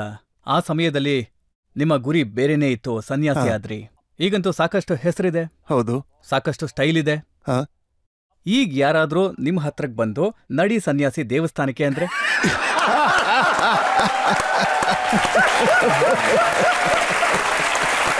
ಇವ್ರಿಗೋಸ್ಕರ ನಾನು ಚಪ್ಪಾಳೆ ತರ್ತಾ ಇದ್ದೀನಿ. ಯಾರಾದ್ರೂ ಬಂದು ನಿಮ್ಮ ಹತ್ರ ಹೇಳಿದ್ರೆ ನಿಮ್ಮ ತಾಳ ಮತ್ತೆ ನನ್ನ ಬಳೆಗಳು ಒಟ್ಟಿಗೆ ಸದ್ದು ಮಾಡ್ಲಿ ಅಂದ್ರೆ ಈ ಪ್ರಶ್ನೆಗೋಸ್ಕರ ರಜತ್ ಅವ್ರಿಗೆ ನನ್ನ ಕಡೆಯಿಂದ ಚಪ್ಪಾಳೆ. ದಯವಿಟ್ಟು ನೀವೆಲ್ಲ ಚಪ್ಪಾಳೆ ಹೊಡಿಲೇಬೇಕು. ಅಲ್ಲ, ಮುಂಚಿಂದೆಲ್ಲ ಬಿಟ್ಟುಬಿಟ್ರು. ಇವತ್ತು ಇಷ್ಟೊಂದು ಹೆಸರಿದೆ, ಸ್ಟೈಲ್ ಇದೆ, #ಮಾಂಕ್ ಸ್ವ್ಯಾಗ್ ಇದೆ, ಗ್ಲಾಮರ್ ಇದೆ. ಗ್ಲಾಮರ್ ಇದೆ. ಯಾಕೆ ನಿಮ್ಗೆ ಯಾರು ಏನು ಹೇಳಿಲ್ವಾ? ನಡಿ ನಡಿ ಸನ್ಯಾಸಿ ಮಂದಿರದಲ್ಲಿ ಅಂತ. ನಾನೊಂದು ವಿಚಾರ ಕಲ್ತಿದ್ದೀನಿ. ಯಾವುದೇ ಒಬ್ಬ ಹೆಣ್ಣಿಗಾಗ್ಲಿ, ಯಾವುದೇ ಒಬ್ಬ ಹುಡುಗಿಗಾಗ್ಲಿ, ಯಾವುದೇ ಒಬ್ಬ ವ್ಯಕ್ತಿಗಾಗ್ಲಿ ಇನ್ನೊಬ್ಬರ ಮೇಲೆ ಒಂದು ಭಾವನೆ ಬರಬೇಕು ಅಂತಂದ್ರೆ ಅದು ತಪ್ಪಂತೂ ಅಲ್ವೇ ಅಲ್ಲ. ಸನ್ಯಾಸಿ ಆಗಿರ್ಲಿ ಆಗದೆ ಇರ್ಲಿ ವ್ಯತ್ಯಾಸ ಬರಲ್ಲ. ಭಾವನೆ, ಈ ಭಾವನಾ ಯಾರು? ಇತ್ತೀಚೆಗೆ ನಮ್ಮ ದೇವಸ್ಥಾನಗಳಲ್ಲಿ ನಮ್ಮ ಹುಡುಗರ ಸಂಖ್ಯೆ ಹೆಚ್ಚಾಗಿರುತ್ತೆ. ಯಾಕಂದ್ರೆ ಅಲ್ಲೇ ತಾನೆ ಶ್ರದ್ಧಾ, ಭಕ್ತಿ, ಜ್ಯೋತಿ, ಪೂಜಾ, ಆರಾಧನಾ, ಶಾಂತಿ ಎಲ್ಲ ಅಲ್ಲೇ ತಾನೆ ಸಿಗೋದು. ಅದಕ್ಕೆ ಹುಡುಗರು ಜಮಾಯಿಸ್ಬಿಟ್ಟಿರ್ತಾರೆ. ನೋಡಿ, ಯಾವುದೇ ಒಬ್ಬ ಹೆಣ್ಣಿಗಾಗ್ಲಿ ಗಂಡಿಗಾಗ್ಲಿ ಯಾರಿಗಾದ್ರೂ ಇನ್ನೊಬ್ಬರ ಮೇಲೆ ಫೀಲಿಂಗ್ ಬರಬೇಕು, ಭಾವನೆ ಬರಬೇಕು ಅಂತಂದ್ರೆ ಫೀಲಿಂಗ್ ಬರುವಂಥದ್ದು ಅದು ತಪ್ಪಾ? ಖಂಡಿತ ಅಲ್ಲ. ಕೆಲವು ಸಲ ಇನ್ಸ್ಟಾಗ್ರಾಮ್ ಅಲ್ಲಿ ಮೆಸೇಜಸ್ ಬರ್ತಾ ಇರುತ್ತೆ. ಬೈ ದ ವೇ ಇದು ಹೂಕ್ಸ್ ಅಲ್ಲ, ಇವರ ಪ್ರಶ್ನೆ ಆನ್ ಪಾಯಿಂಟ್ ಆಗಿದೆ. ಮೆಸೇಜಸ್ ಬರುತ್ತೆ. ನಾನು ಅದರಲ್ಲಿ ಯಾರ್ದು ಏನು ತಪ್ಪು ಅಂತ ನೋಡಿಲ್ಲ. ಮನುಷ್ಯರು ಅಂದ್ರೆ ಫೀಲಿಂಗ್ಸು ಇದ್ದೇ ಇರುತ್ತೆ. ನೋಡಿ, ಅವ್ರ ಹಾನೆಸ್ಟಿಗೆ ಚಪ್ಪಾಳೆ ಹೊಡಿಲೇಬೇಕು. ಅವರು ಹೇಳ್ಕೊಂಡಿದ್ದಾರೆ, ಮನ್ಸಲ್ಲೇ ಇಟ್ಕೊಂಡು ಕೊರ್ಕೊಂಡಿಲ್ಲ. ಅವ್ರ ಮಾತನ್ನ ಹಾನೆಸ್ಟ್ ಆಗಿ ಹೇಳ್ಕೊಂಡಿದ್ದಾರೆ. ಈಗ ನಾನು ಆ ಹಾನೆಸ್ಟ್ ಆಗಿರೋ ಫೀಲಿಂಗ್ಸ್ನ ಫಾಲೋ ಮಾಡಬೇಕು ಬೇಡವೋ ಡಿಸೈಡ್ ಮಾಡಬೇಕು ಅಲ್ವಾ? ಕೆಲವು ಸಲ ಕೆಲವರು ಬರ್ತಾರೆ. ಒಂದ್ಸಲ ಒಬ್ಬ ವ್ಯಕ್ತಿ ಬಂದಿದ್ದ ನನ್ನ ಹತ್ರ. ಅವ್ರು ಹೇಳಿದ್ರು, ಸರ್ ಮದುವೆ ಆಗಿದೆ, ತುಂಬಾ ಬೇಜಾರಲ್ಲಿದ್ದೀನಿ ಸರ್, ಸಂಸಾರದ ಪ್ರಾಬ್ಲಮ್ಸ್ ಬಗ್ಗೆ ಏನಾದರೂ ಸೊಲ್ಯೂಷನ್ ಇದೆಯಾ ಸರ್ ಅಂತ ಕೇಳಿದ್ರು. ನಾನು ಹೇಳಿದೆ, ಸೊಲ್ಯೂಷನ್ ಗೊತ್ತಿದ್ರೆ ನಾನೇ ಸಾಧು ಆಗ್ತಿದ್ದೆ ಅಂತ.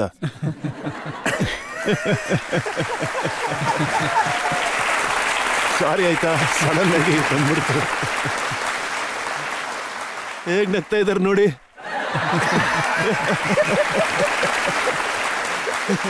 ಸರಿ ಆಯ್ತು, ನಾನು ನಿಮ್ಮ ಮಾತನ್ನ ಒಪ್ತೀನಿ. ನೀವು ಯಾರನ್ನೂ ಯಾವತ್ತೂ ಪ್ರೀತಿಸ್ಲಿಲ್ಲ. ಯಾರಾದ್ರೂ ನಿಮ್ಮನ್ನ ಪ್ರೀತಿಸ್ತೀನಿ ಅಂತಂದ್ರೆ ನೀವು ಅದಕ್ಕೆ ಒಪ್ಕೊಳ್ಳಿಲ್ಲ. ನಾನು ಹೇಳಿಲ್ವಲ್ಲ ನಾನು ಯಾರನ್ನೂ ಪ್ರೀತಿ ಮಾಡಿಲ್ಲ ಅಂತ. ನಾನು ನನ್ನ ತಾಯಿನ ಪ್ರೀತಿಸ್ತಾ ಇದ್ದೀನಿ, ನನ್ನ ತಂದೆನ ಪ್ರೀತಿಸ್ತಾ ಇದ್ದೀನಿ. ನಾನು ಪ್ರೀತಿಸ್ತಿಲ್ಲ ಅಂತ ಯಾವಾಗ ಹೇಳಿದೆ? ನಾನು ಹೇಳಿದ್ನ ಪ್ರೀತಿ ಮಾಡ್ತಿಲ್ಲ ಅಂತ? ಪ್ರೀತಿ ಮಾಡೋದು ಅಂದ್ರೆ ಬರೀ ಹುಡುಗ ಹುಡುಗಿ ನಡುವೆ ಆಗುತ್ತಲ್ಲ, ಅದೇನಾ ಪ್ರೀತಿ? ಇವತ್ತು ಪ್ರೀತಿ ಅನ್ನೋದು ಒಂದು ಪರಿಭಾಷೆ ಆಗ್ಬಿಟ್ಟಿದೆ ಅಲ್ವಾ? ಪ್ರೀತಿ ಅಂತ ಯೋಚಿಸಿದಾಗ ಒಂದೇ ಥಾಟ್ ಬಂದ್ಬಿಡುತ್ತೆ ಎಲ್ರಿಗೂ, ಗಂಡು ಹೆಣ್ಣಿನ ನಡುವೆ ಪ್ರೀತಿ ಅಂತ. ನಾನು ನನ್ನ ತಾಯಿನ ಪ್ರೀತಿಸ್ತೀನಿ, ನನ್ನ ತಂದೆನ ಪ್ರೀತಿಸ್ತೀನಿ, ನನ್ನ ಸ್ನೇಹಿತರನ್ನ ಕೂಡ ಪ್ರೀತಿಸ್ತೀನಿ, ನನ್ನ ಗುರುಗಳನ್ನ ಪ್ರೀತಿಸ್ತೀನಿ, ನನ್ನ ಜೊತೆ ಯಾರಿರ್ತಾರೆ ಅವ್ರನ್ನ ನಾನು ಪ್ರೀತಿಸ್ತೀನಿ. ನಾನು ಇವ್ರು ಎಲ್ರನ್ನೂ ತುಂಬಾನೇ ಪ್ರೀತಿಸ್ತೀನಿ. ಯಾಕಂದ್ರೆ ಇವರಿಂದಾನೇ ನಾನು ಇವತ್ತು ಇಲ್ಲಿರೋದು. ಇವ್ರನ್ನ ಪ್ರೀತಿಸ್ತೀನಿ. ಇವ್ರು ಕೂತ್ಕೊಂಡು ಹೇಳ್ತಾರೆ ನಾನ್ ನಿಮ್ ಫ್ಯಾನು ಅದು ಇದು ಅಂತ. ನಾನ್ ಯಾರು ಇವ್ರುಗಳನ್ನ ಫ್ಯಾನ್ ಅಂತ ಹೇಳೋದಕ್ಕೆ? ಪ್ರೀತಿ ಮಾಡ್ತಾ ಇದ್ದೀನಿ, ಅದೇ ತಾನೇ ಸತ್ಯ. ಆದ್ರೆ ನೀವು ಲವ್ ಗುರು ಹೇಗಾದ್ರೆ ನಮ್ಮ ಯುವಕರಿಗೆಲ್ಲ ಹೇಳ್ತಾ ಇರ್ತೀರಾ ಸಂಬಂಧನ ಹೇಗ್ ಕಾಪಾಡ್ಕೊಳ್ಬೇಕು ಅಂತ. ನೋಡಿ, ಲವ್ ಸ್ಟೋರಿ ಹೇಗಾಗತ್ತೆ ಗೊತ್ತಾ ನಿಮ್ಗೆ? ಮದ್ವೆಗೂ ಮುಂಚೆ ಏನಾಗುತ್ತೆ ಅಂತ ಗೊತ್ತಾ ನಿಮ್ಗೆ? Roses are red, the sky is blue. Roses are red, the sky is blue. You are my sweetheart, I love you. ಮದುವೆ ಆದ್ಮೇಲೆ Roses are dead, I am blue. Stop your nonsense or I'll kill you. Sorry. ನೀವಂತೂ ಅಳಿಯ ಆಗ್ಲಿಲ್ಲ, ಕುದುರೆ ಸವಾರಿ ಮಾಡ್ಲಿಲ್ಲ, ಮದುವೆ ಮಾಡ್ಕೊಳ್ಳಿಲ್ಲ, ಮತ್ತೆ ಗಂಡಸ್ರಿಗೆ ಹೇಳ್ತೀರಾ ಹೆಂಡತಿರ್ನ ಹೇಗ್ ನಿಭಾಯಿಸ್ಬೇಕು ಅಂತ. ಈ ಜನ್ಮದಲ್ಲಿ ನನಗೆ ಮದುವೆ ಆಗಿಲ್ಲ, ಆದ್ರೆ ಪೂರ್ವ ಜನ್ಮದಲ್ಲಿ ನಾನು ನಂಬಿಕೆ ಇಡ್ತೀನಿ. ಯಾರು ಗೊತ್ತು, ಹೋದ್ ಜನ್ಮದಲ್ಲಿ ನನಗೆ ಯಾರೋ ಅರ್ಧಾಂಗಿನಿ ಇದ್ರೂ ಇರ್ಬೋದು. ಆ ಎಲ್ಲ ಅನುಭವಗಳು ಒಳಗಡೆ ಇರೋ ನಮ್ಮ ಸಬ್ಕಾನ್ಶಿಯಸ್ ಅಲ್ಲಿ ಬಚ್ಚಿಟ್ಕೊಂಡು ಕೂತಿರುತ್ತೆ. ಯಾವಾಗ ಎಲ್ಲಿಂದ ಏನ್ ಬರುತ್ತೋ ಅಂತ ನಮಗೂ ಗೊತ್ತಿರೋದಿಲ್ಲ. ಹುಡುಗಿರ್ಗೆ ಹೇಳ್ತೀರಾ ಮೊಬೈಲ್ ಫೋನಲ್ಲಿ ನಿಮ್ಮ ಗೆಳೆಯನ ಚಿತ್ರ ಹಾಕೊಳ್ಳಿ ಅಂತ, ಮತ್ತೆ ಹುಡುಗರ್ಗೆ ಹೇಳ್ತೀರಾ ನಿಮ್ಮ ಹುಡುಗಿರ್ ಫೋಟೋನ ಹಾಕೊಳ್ಳಿ, ನಿಮ್ಮ ಜೀವನ ಸಕ್ಸಸ್ಫುಲ್ ಆಗುತ್ತೆ ಅಂತ. ನಾನು ಖಂಡಿತ ಈ ಮಾತನ್ನ ಹೇಳಿದ್ದೆ. ನಿಮ್ಮಲ್ಲಿ ಎಷ್ಟು ಜನರ ಜೀವನದಲ್ಲಿ ಸಮಸ್ಯೆಗಳಿದೆ? ಎಲ್ರಿಗೂ ಇದೆ ತಾನೇ? ನಿಮಗೆ ಪ್ರಾಬ್ಲಮ್ನ ಸೊಲ್ಯೂಷನ್ ಬೇಕಾ? ನೀವು ನಿಮ್ಮ ಸ್ಮಾರ್ಟ್ ಫೋನ್ನ ತಗೊಳ್ಳಿ.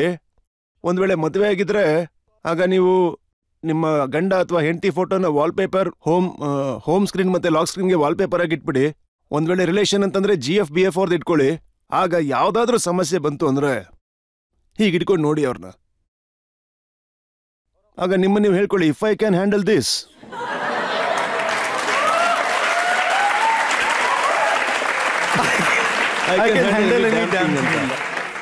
ಈಗ ನೋಡಿ, ರಜತ್ ಅವ್ರ ಮೇಲೆ ನಾನು ಆರೋಪ ಹೊರಿಸ್ತಾ ಇದ್ದೀನಿ ಇವತ್ತು. ಇವ್ರು ಯಾವಾಗ್ಲೂ ಒಂದು ಗೆಸ್ ಮೇಲೆ ಆರೋಪನ ಹೊರಿಸ್ತಾರೆ. ಇವತ್ತು ರಜತ್ ಅವ್ರ ಮೇಲೆ ನನ್ನ ಆರೋಪ ಇದೆ. ಮೇಡಮ್, ಅನುಮತಿ ಇದೆಯಾ? ಸ್ವಲ್ಪ ಅನುಮತಿ ಕೊಡ್ತೀರಾ? ಇಲ್ಲ, ಜಡ್ಜ್ ದೇವತೆ ಅವರು ಅನುಮತಿ ಕೊಡ್ತಾ ಇಲ್ಲ. ನೀವು ಕಟ್ಕಟೆನಲ್ಲಿರೋದು, ನಾವು ಕಟ್ಕಡಲ್ಲಿದ್ದೀವಿ. ನನ್ನ ಅನಿಸಿಕೆನ ಹೇಳ್ಬೋದಾ ಇಲ್ಲಿ? ಸರಿ, ಆಯ್ತು. ಸರಿ, ಅನಿಸಿಕೆನ ಹೇಳ್ಬೋದಂತೆ. ನೋಡಿ, ಅದೇನಂದ್ರೆ ನನ್ನ ಜೋಕ್ಸ್ ಏನಿದೆ ಔಟ್ ಆಫ್ ಕಾಂಟೆಕ್ಸ್ಟ್ ತುಂಬಾನೇ ತಿರುಗುತ್ತೆ. ಅದು ಕಾಂಟೆಕ್ಸ್ಟ್ ಇಂದ ಮುಂದೆ ಹೇಳಿರುವಂತ ಮಾತು. ಈಗ ಯೋಚನೆ ಮಾಡಿ, ನಿಮ್ಮಂತ ಯುವ ಜನತೆ ಈ ತರ ಒಂದು ಸೆಷನ್ ಅಲ್ಲಿ ಬಂದು ಕೂತಿರುವಾಗ ನಾನೊಂದು ಮುಖ್ಯವಾದ ವಿಚಾರನ ನಗ್ತಾ ಖುಷಿಯಿಂದ ನಿಮಗೆ ಹೇಳಿಲ್ಲ ಅಂತಂದ್ರೆ ಆ ವಿಚಾರ ನಿಮ್ಮನ್ನ ಮುಟ್ಟೋದಾದ್ರೂ ಹೇಗೆ? ನೋಡಿ, ಮುಖ್ಯವಾದ ವಿಚಾರ ತಲುಪಬೇಕು ಅಂತಂದ್ರೆ ನಮ್ಮ ಮನ್ಸನ್ನ ತೆರ್ಕೋಬೇಕು. ನಾವು ಮನ್ಸನ್ನ ಓಪನ್ ಮಾಡ್ಕೊಂಡು ನಗತಾ ನಗತಾ ಖುಷಿಯಿಂದ ಇರ್ಬೇಕಾಗತ್ತೆ. ಆ ನಗು ಮತ್ತೆ ಖುಷಿನಲ್ಲಿ ಮೆಲ್ಲಗೆ ಮೆಲ್ಲಗೆ ಆ ವಿಚಾರ ಅನ್ನೋದು ಮನ್ಸಲ್ಲಿ ಕೂತ್ಕೋಬೇಕಲ್ಲ. ಈ ತರ ನಗ್ನಗ್ತಾ ಖುಷಿಯಿಂದ ಮಾತಾಡೋದು ವಿಚಾರನ ಮುಟ್ಸೋದಕ್ಕೋಸ್ಕರ ಅಷ್ಟೇ. ಕೆಲವು ಸಲ ಏನು ಹೇಳಿರ್ತೀನಿ, ಕೆಲವು ಸಲ ಆ ರೀತಿ ಹೇಳಿರ್ತೀನಿ, ಕೆಲವು ಸಲ ಈ ರೀತಿ ಹೇಳಿರ್ತೀನಿ. ಒಂದು ಮಾತು ಸ್ಪಷ್ಟವಾಗಿ ಹೇಳ್ತೀನಿ, ಒಂದನ್ನ ಸ್ಪಷ್ಟವಾಗಿ ಹೇಳ್ತೀನಿ. ಇದು ನನ್ನ ಮನಸ್ಸಿಂದ ಬರುವಂತದ್ದು. ಇಂಗ್ಲಿಷಲ್ಲಿ ಯಾವಾಗ್ಲೂ ಹೇಳ್ತಿರ್ತೀನಿ ನಾನು, never laugh at somebody, laugh with somebody. ಯಾರನ್ನು ಮುಂದೆ ಇಟ್ಕೊಂಡು ನಗಬೇಡಿ, ಯಾರ ಜೊತೆ ಆದ್ರೂ ಸೇರಿ ನಗಿ ಅಂತ. ಅದಕ್ಕೆ ನಾನು ನಗುವಾಗ್ಲೆಲ್ಲ ನಾನು ಅವ್ರಗಳ ಜೊತೆ ನಗ್ತೀನಿ, ನನ್ನ ಮೇಲೆ ನಾನೇ ತಮಾಷೆ ಮಾಡ್ಕೋತೀನಿ. ನನಗಿದೇನು ಬೇಜಾರು ಅನ್ಸೋದಿಲ್ಲ. When I laugh at them saying married people are like that, ಹಂಗೆ ಹಿಂಗೆ ಅಂತ, ಅದೊಂದು ಜೋಕ್ ಆಗಿರುತ್ತೆ. ಎಷ್ಟು ಚೆನ್ನಾಗಿ ಗೃಹಸ್ಥರ ಮೇಲೆ ಮಾಡ್ತೀನಿ, ಎಷ್ಟು ಗೌರವ ಕೊಡ್ತೀನಿ ಸ್ತ್ರೀಯರಿಗೆ ಅಂತ, ಎಷ್ಟು ರೆಸ್ಪೆಕ್ಟ್ ಕೊಡ್ತೀನಿ ಅಂತ ಅದರಲ್ಲಿ ಕಾಣುತ್ತೆ. ಆದ್ರೆ ಕೆಲವು ಅದರಲ್ಲಿ ಔಟ್ ಆಫ್ ಕಾಂಟೆಕ್ಸ್ಟ್ ಹೋದ್ರೆ ಆಗ ನಿಮ್ಗೆ ಹಾಗೆ ಅನ್ಸುತ್ತೆ. ರಜತ್ ಅವರೇ, ನಾವು ಪ್ರೇಕ್ಷಕರಿಂದ ಪ್ರಶ್ನೆ ತಗೊಳ್ಳೋಣ. ನೀವೇನಾದ್ರೂ ಕೇಳಬೇಕು ಅಂತಿದ್ದೀರಾ? ಸರ್, ನನ್ನ ಪ್ರಶ್ನೆ ಏನು ಅಂದ್ರೆ, ನೀವು ಫಿಲ್ಮ್ಗಳು ನೋಡ್ತೀರಾ? ನಿಮ್ ಫೇವ್ರೆಟ್ ಹೀರೋಯಿನ್ ಅಂತ ಇದ್ದಾರಾ? Hi hi.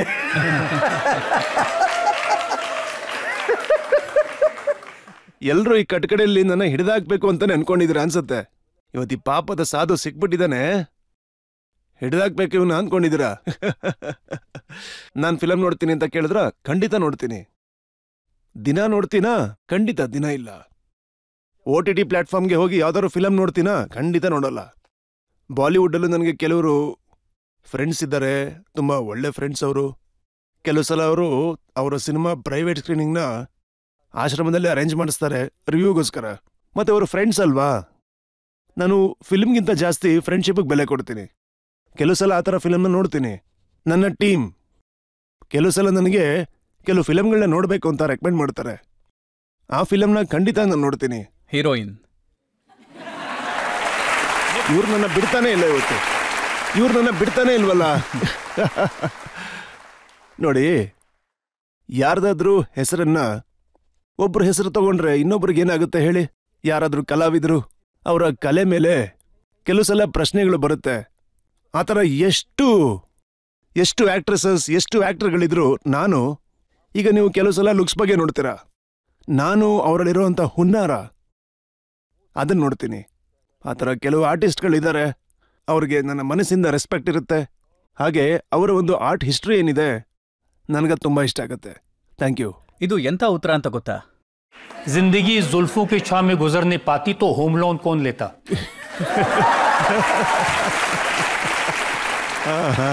ಮತ್ತೊಂದು ಪ್ರಶ್ನೆ ತಗೊಳ್ಳೋಣ. ನೀವ್ ಯಾರನ್ನಾದ್ರೂ ನೋಡಿ ಹೆದರ್ಕೊಳ್ಳೋ ವ್ಯಕ್ತಿ ನಿಮ್ ಲೈಫಲ್ಲಿ ಇದಾರಾ ಸರ್? ಇವತ್ತು ಆಡಿಯನ್ಸ್ ತುಂಬಾ ಜೋರಾಗಿದ್ದಾರೆ. So give a loud round of applause to yourselves guys. ತುಂಬಾ ಇಂಟರಾಕ್ಟಿವ್ ಆಡಿಯನ್ಸ್. ಒಳ್ಳೆಯದು. This is the best audience I have seen in the world.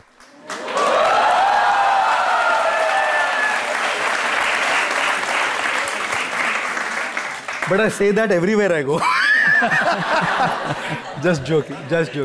So ನಿಮ್ಮ ಪ್ರಶ್ನೆಗೆ ಉತ್ತರ ಈ ನಾನು ಯಾರಿಗಾದ್ರೂ ಭಯ ಪಡ್ತೀನಿ ಅಂತನಾ? ನಾನು US ಹೋಗಿದ್ದೆ. ನನ್ನ ಫ್ರೆಂಡ್ ಇದ್ರು, ಅವ್ರ ಜೊತೆಯಲ್ಲಿ ಉಳ್ಕೊಂಡಿದ್ದೆ.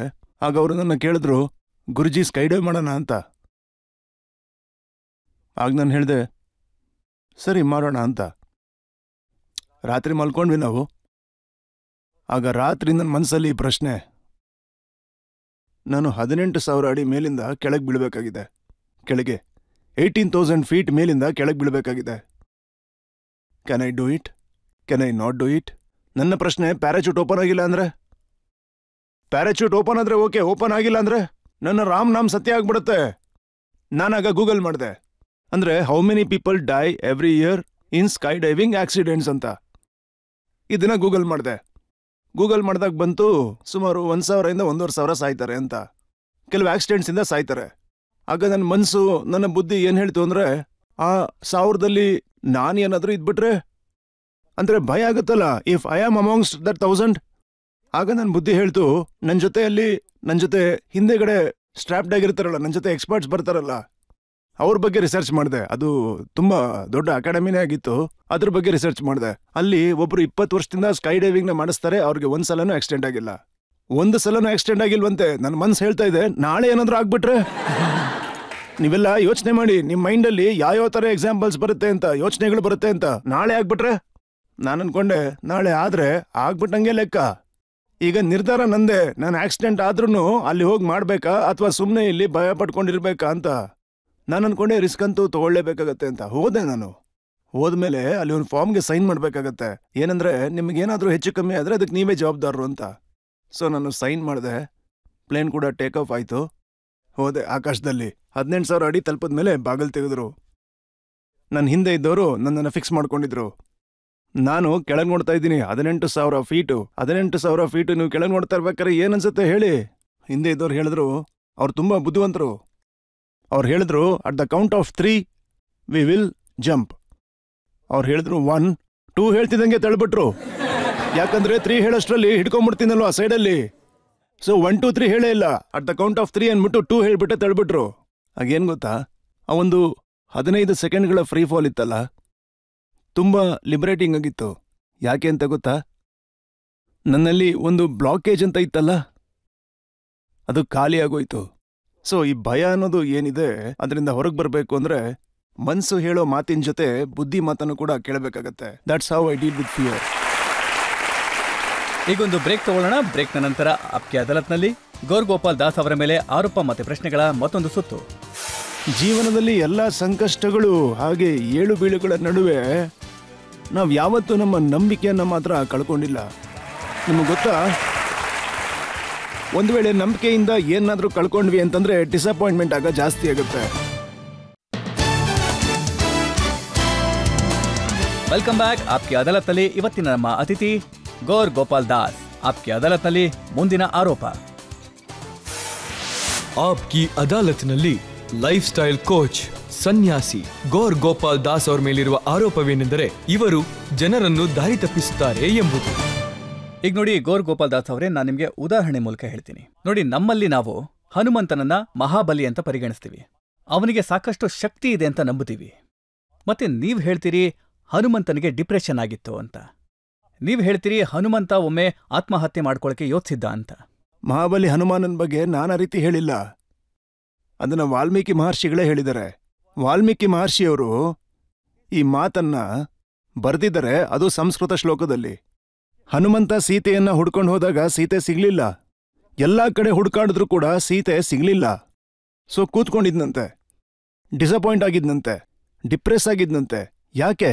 ಯಾಕಂದ್ರೆ ಇಷ್ಟೆಲ್ಲ ಪ್ರಯತ್ನ ಮಾಡಾದ್ಮೇಲೆ, ಇಷ್ಟೊಂದು ಎಫರ್ಟ್ನ ಹಾಕಿದ್ಮೇಲೆ ಆತ ಯಾರನ್ನ ಹುಡುಕ್ತಿದ್ನೋ ಅವರು ಸಿಗ್ಲಿಲ್ಲ. ನಮಗೂ ಇದೇ ತರ ಆಗೋದಿಲ್ವಾ? ಅಷ್ಟೆಲ್ಲ ಪ್ರಯತ್ನ ಮಾಡಿ, ಅಷ್ಟು ದೂರ ಪ್ರಯಾಣ ಮಾಡಿ, ಎಷ್ಟೇ ಕಷ್ಟಪಟ್ಟರೂ ಕೂಡ ಸೀತೆ ಸಿಗ್ಲಿಲ್ಲ. ಹನುಮಂತ ಆಗ ಸುಮ್ಮನೆ ಕೂತ್ಕೊಂಡು ಡಿಸಪಾಯಿಂಟ್ ಆಗ್ಬಿಟ್ಟ. ನಾನೀಗ ಆತ್ಮಹತ್ಯೆ ಮಾಡ್ಕೋಬೇಕು ಅಂತ ಅನ್ಕೊಂಡ. ಯಾಕೆ ಅಂತ ಗೊತ್ತಾ? ಯಾವ ಮುಖ ಇಟ್ಕೊಂಡು ಈಗ ಹೋಗೋದು ಶ್ರೀರಾಮನ ಹತ್ರ ಅಂತ. ಈ ಒಂದು ಕೆಲಸನ ವಹಿಸಿದಂತ ಸುಗ್ರೀವನಿಗೆ ಯಾವ ಮುಖ ಇಟ್ಕೊಂಡು ಹೋಗ್ಲಿ ಅಂತ. ಯಾವ ಮುಖ ಇಟ್ಕೊಂಡು ಹೋಗ್ಲಿ ನಮ್ಮ ಅಪ್ಪ ಅಮ್ಮನ ಹತ್ರ? ಇಷ್ಟು ದುಡ್ಡು ಹಾಕಿದ್ದಾರೆ ನನ್ನ ವಿದ್ಯಾಭ್ಯಾಸಕ್ಕೆ, ಇಂಜಿನಿಯರಿಂಗೋಸ್ಕರ. ಯಾವ ಮುಖ ಇಟ್ಕೊಂಡು ಹೋಗಿ ಹೇಳಿ ನನ್ನ ಕೈಲಿ ಇದನ್ನ ಮಾಡಕ್ ಆಗ್ತಿಲ್ಲ ಅಂತ? ಯಾವ ಮುಖ ಇಟ್ಕೊಂಡು ಈಗ ನಾನು ಮನೆಗೆ ಹೋಗ್ಲಿ ಅಂತ? ಎಲ್ರಿಗೂ ಈ ರೀತಿ ಆಗುತ್ತೆ. ಯಾಕೆ ಅಂತ ನಾನು ಹೇಳ? ಮಹಾಬಲಿ ಹನುಮಂತ ಯಾವಾಗ್ಲೂ ಮಹಾಬಲಿಯಾಗೇ ಇರ್ತಾನೆ. ಅವನು ತುಂಬಾ ಶಕ್ತಿಶಾಲಿ, ಯಾವಾಗ್ಲೂ ಮಹಾಬಲಿಯಾಗೇ ಇರ್ತಾನೆ. ಆತ ಮಹಾಬಲಿ ಯಾಕೆ ಅಂತಂದ್ರೆ ಅವನ್ ಬರೀ ಆ ಬೆಟ್ಟನ ಎತ್ಬಿಟ್ಟ ಅಂತಲ್ಲ. ಮಹಾಬಲಿ ಯಾಕೆ ಅಂತಂದ್ರೆ ತನ್ನನ್ನ ತಾನು ಎತ್ಕೊಂಡ. ಬೆಟ್ಟನ ಯಾರು ಬೇಕಾದ್ರೂ ಎತ್ಕೋತಾರೆ. ತನ್ನಂತಾನು ಎತ್ಕೊಳ್ಳೋನು ಮಹಾಬಲಿ ಆಗ್ತಾನೆ. ಅವಾಗ ಅವನು ಕೂತಿದ್ದಾಗ ಯೋಚನೆ ಮಾಡ್ತಾನೆ, ನನ್ನ ಜೀವ ಇಟ್ಕೊಂಡು ಈಗ ನಾನು ಏನ್ ಮಾಡೋದು? ಪ್ರಯತ್ನ ಪಟ್ರೆ ಇನ್ನೊಂದ್ಸಲ ಹುಡುಕಿದ್ರೆ ಸಿಗ್ಬೋದೇನೋ ಅಂತ ಅನ್ಕೋತಾನೆ. ಆ ರೀತಿ ಅವನು ಯೋಚನೆ ಮಾಡ್ತಾನೆ. ಹಾಗೆ ಆತ್ಮಹತ್ಯದ ವರ್ಣನೆ ಕೂಡ ಇದೆ. ಹೇಗ್ ಸಾಯ್ಲಿ? ಸಮುದ್ರದಲ್ಲಿ ಮುಳುಗಿ ಸಾಯ್ಲ, ಇಲ್ಲ ಬೆಂಕಿ ಹಚ್ಕೊಂಡ್ ಸಾಯ್ಲ? ಇದು ಸಂಸ್ಕೃತ ಶ್ಲೋಕ, ನನ್ನ ಕಥೆಯಲ್ಲ. ನಾನು ಯಾರಿಗೂ ಈ ರೀತಿ ಏನು ಹೇಳಿಲ್ಲ. ಆಗ ಅವನು ಕಣ್ಣು ಬಿಟ್ಟು ನೋಡಿದಾಗ ಅವನಿಗನ್ಸುತ್ತೆ, ಈ ಅಶೋಕ ವಾಟಿಕನ ನಾನು ಹುಡುಕೇ ಇಲ್ವಲ್ಲ ಅಂತ. ಎದುರುಗಡೆನೇ ಇದೆ ಅಶೋಕ ವಾಟಿಕ. ಅವನು ಅಲ್ಲಿಗೆ ಹೋದಾಗ ಆಗ ಅಲ್ಲಿ ಸೀತೆ ಸಿಗ್ತಾಳೆ. ಇದು ವಾಲ್ಮೀಕಿ ಹೇಳಿರುವಂಥದ್ದು, ನಾನಂತೂ ಏನು ಹೇಳಿಲ್ಲ ಇದ್ರ ಬಗ್ಗೆ. ಮತ್ತೆ ನೀವ್ ಹೇಳ್ತೀರಿ ಸರಿ ತಪ್ಪುಗಳ ಬಗ್ಗೆ ಗೊಂದಲ ಮಾಡ್ಕೊಳ್ಬೇಡಿ ಅಂತ. जी, दर्द मिले हैं काफी मगर हमने मुस्कुराना नहीं छोड़ा. दर्द मिले हैं काफी मगर हमने मुस्कुराना नहीं छोड़ा. ख्वाब टूटे हैं कई फिर भी हमने जिंदगी से मुंह नहीं मोड़ा. रास्ते रास्ते मुश्किलों से भरे हैं. रास्ते मुश्किलों से भरे हैं फिर भी हमने चलना नहीं छोड़ा. जिंदगी के इन सारी मायूसियों और उतार चढ़ाव में हमने अपनी उम्मीदों से नाता नहीं तोड़ा. ನಿಮ್ಗೆ ಗೊತ್ತಾ, ಒಂದು ವೇಳೆ ನಂಬಿಕೆಯಿಂದ ಏನಾದ್ರೂ ಕಳ್ಕೊಂಡ್ವಿ ಅಂತಂದ್ರೆ ಡಿಸಪಾಯಿಂಟ್ಮೆಂಟ್ ಆಗ ಜಾಸ್ತಿ ಆಗುತ್ತೆ. when we lose hope is when we think of giving up our life. ನೀವು ಜನಗಳಿಗೆ ಹೇಳ್ತೀರಿ ಡ್ರಿಂಕ್ಸ್ ಮಾಡಬೇಡಿ ಅಂತ. ಹೌದು. ಡ್ರಿಂಕ್ಸ್ ಅಲ್ಲಿ ಏನಿದೆ ಅಂತ ನಿಮ್ಗೆ ಹೇಗೆ ಗೊತ್ತು? ಒಬ್ಬ ಕುಡುಕ ಚೆನ್ನಾಗಿ ಕುಡಿದು ಒಂದು ದೇವಸ್ಥಾನದ ಮುಂದೆ ಹೋಗ್ತಾ ಇದ್ದ. ಆಗ ಕುಡುಕ ದೇವಸ್ಥಾನದ ಪೂಜಾರ ಹತ್ರ ಕೇಳ್ತಾನೆ, ಯಾರು ತುಂಬಾ ದೊಡ್ಡವ್ರು ಹೇಳು ಅಂತ. ಪೂಜಾರಿ ಹೇಳ್ತಾನೆ, ಎಲ್ಲಕ್ಕಿಂತ ಈ ದೇವಸ್ಥಾನ ದೊಡ್ಡದು ಅಂತ. ದೇವಸ್ಥಾನ ದೊಡ್ಡದಾಗಿದ್ರೆ ಭೂಮಿ ಮೇಲೆ ಯಾಕೆ ಬಂತು ಅಂತ. ಪೂಜಾರಿ ಹೇಳ್ತಾನೆ, ಭೂಮಿ ದೊಡ್ಡದು ಅಂತ. ಭೂಮಿ ದೊಡ್ಡದು ಮತ್ತೆ ಶೇಷನಾಗದ ಮೇಲೆ ಹೇಗೋಯ್ತು? ಪೂಜಾರಿ ಶೇಷನಾಗ್ ದೊಡ್ಡದು ಅಂತ ಹೇಳ್ತಾನೆ. ನಾಗ ದೊಡ್ಡದು ಅಂದ್ರೆ ಶಿವನ್ ಕುತ್ಗೆಲೆಗೆ ಹೋಗಿ ಸೇರ್ಕೋತು. ಪೂಜಾರಿಯಾಗ ಶಿವ ದೊಡ್ಡವನು ಅಂತಾನೆ. ಶಿವ ದೊಡ್ಡವನಾಗಿದ್ರೆ ಕೈಲಾಸದ ಮೇಲೆ ಯಾಕೆ ಹೋದ? ಪೂಜಾರಿಯಾಗ ಕೈಲಾಸನೇ ದೊಡ್ಡದು ಬಿಡಪ್ಪ ಅಂತಾನೆ. ಕೈಲಾಸ ದೊಡ್ಡದಾಯ್ತು ಅಂದ್ರೆ ಹನುಮಂತನ ಕೈಗೆ ಹೇಗೋಯ್ತು ಪರ್ವತ ಅಂತಾನೆ. ಈ ಪ್ರಶ್ನೆ ಕೇಳಷ್ಟರಲ್ಲಿ ಪೂಜಾರಿಗೆ ಫ್ರಸ್ಟ್ರೇಟ್ ಆಗ್ತಾ ಇತ್ತು. ಸರಿ ಕೇಳ್ತಾನೆ, ನೀನೇ ಹೇಳಪ್ಪ, ಈ ಪ್ರಪಂಚದಲ್ಲಿ ಎಲ್ಲಕ್ಕಿಂತ ದೊಡ್ಡವರು ಯಾರು ಅಂತ. ಆಗ ಅವನು ಹೇಳ್ತಾನೆ, ಪ್ರಪಂಚದಲ್ಲಿ ದೊಡ್ಡವನು ಯಾರು ಅಂದ್ರೆ ಒಂದು ಬಾಟಲ್ನ ಖಾಲಿ ಮಾಡಿನೂ 2 ಕಾಲ ಮೇಲೆ ನಿಂತಿರೋನು ಅಂತ. ಈ ಒಂದು ಜೋಕ್ ಏನಿದೆ, ಈ ಜೋಕ್ವಾಗ ತುಂಬಾನೇ ವೈರಲ್ ಆಗಿತ್ತು. ಇದ್ರ ಹಿಂದೆನೂ ಒಂದು ಪಾಯಿಂಟ್ ಆಗಿತ್ತು. ಜನರು ಹೇಳ್ತಾರೆ कि नशा शराब में होता तो नाचती बोतल. ಖಂಡಿತ ನಾನು ಇದ್ರ ಬಗ್ಗೆ ಇನ್ನೊಂದು ಹೇಳ ಸರ್. ಹೇಳಿ. तौहीन न कर शराब को कड़वी कहकर, तौहीन न कर शराब को कड़वी कहकर, जनाब जिंदगी के तजुर्बे उससे भी ज्यादा कड़वे होते हैं. ನೀವು ಕುಡಿದಿದ್ರು ನನಗೆ ಗೊತ್ತಾಗ್ತಾ ಇರಲಿಲ್ಲ. ಇಲ್ಲ, ಇಲ್ಲಿ ತನಕ ಆದ್ರೆ ಸವಾಸಕ್ಕೆ ಹೋಗಿಲ್ಲ, ಸವಾಸಕ್ಕೆ ಹೋಗ್ಬೇಕು ಅಂತಾನೂ ಇಲ್ಲ. ಒಂದು ಸಂಸ್ಕೃತ ಶ್ಲೋಕ ಹೇಳ್ತೀನಿ ನಿಮ್ಗೆ, ತುಂಬಾ ಒಳ್ಳೆ ಸುಭಾಷಿತ ಅದು. ಓದಿದ್ರಾ? नैवं पश्यति जन्मांधः कामांधनैव पश्यति, मदोन्मत्तन पश्यन्ति, अर्थी दोषं न पश्यति. ಇದರ ಅರ್ಥ, ನೈವಂ ಪಶ್ಯತಿ ಜನ್ಮಾಂಧ, ಹುಟ್ಟಿನಿಂದನೇ ದೃಷ್ಟಿಹೀನರಾಗಿರೋರು, ಅವರು ನೋಡೋದಕ್ಕಾಗಲ್ಲ, ಫಿಸಿಕಲಿ ನೋಡೋಕ್ಕಾಗಲ್ಲ. ಕಾಮಾಂಧ ನೈವ ಪಶ್ಯತಿ, ಕಾಮದ ಬಗ್ಗೆನೇ ಯಾರು ಯಾವಾಗ್ಲೂ ಯೋಚನೆ ಮಾಡ್ತಿರ್ತಾರೋ ಅವರು ಎದುರುಗಡೆ ಇರೋರನ್ನ ಸರಿಯಾಗಿ ನೋಡೋಕ್ಕಾಗಲ್ಲ. ಅವ್ರು ಯಾರನ್ನು ರೆಸ್ಪೆಕ್ಟ್ ದೃಷ್ಟಿಯಿಂದ ನೋಡೋದಿಲ್ಲ. ಅವರ ದೃಷ್ಟಿ ದೋಷಿತ. ಒಳ್ಳೆ ವಿಚಾರನ ಅವ್ರು ನೋಡಕ್ಕಾಗಲ್ಲ. ಅರ್ಥಿ ದೋಷಂ ನ ಪಶ್ಯತಿ. ಏನೇ ಆಗ್ಲಿ ದುಡ್ಡನ್ನ ಮಾಡ್ಬೇಕು ಅಂತ ಇರೋರು ಅವ್ರು ಯಾವ್ದು ಒಳ್ಳೇದು ಯಾವ್ದು ಕೆಟ್ಟದ್ದು ಅಂತ ನೋಡಲ್ಲ, ಏನ್ ಬೇಕಾದ್ರೂ ಮಾಡ್ತಿರ್ತಾರೆ. ಆದ್ರೆ 4ನೇದು ಇದು ತುಂಬಾನೇ ದೊಡ್ಡದು. ಮದೋನ್ಮತ್ತನ ಪಶ್ಯತಿ. ಯಾರಿಗೆ ಮತ್ತಿರುತ್ತೋ, ಮತ್ತಲ್ಲಿ ತಿರುಗ್ತಾ ಇರ್ತಾರೋ ಅವರು ನೋಡೋದಕ್ಕೆ ಸಾಧ್ಯ ಇಲ್ಲ. ಈ ಮದ್ಯಪಾನದ ನಶೆಗಿಂತ ಇನ್ನೂ ದೊಡ್ಡ ನಶೆ ಅಂತಂದ್ರೆ ಅಹಂಕಾರದ ನಶೆ, ಅಹಂನ ನಶೆ. ಯಾಕೆ ಅಂತ ಗೊತ್ತಾ? ಮದ್ಯಪಾನ ಮಾಡೋರ್ಗೆ ನಶೆ ಒಂದು ರಾತ್ರಿ ಇದು ಹೋಗ್ಬಿಡುತ್ತೆ.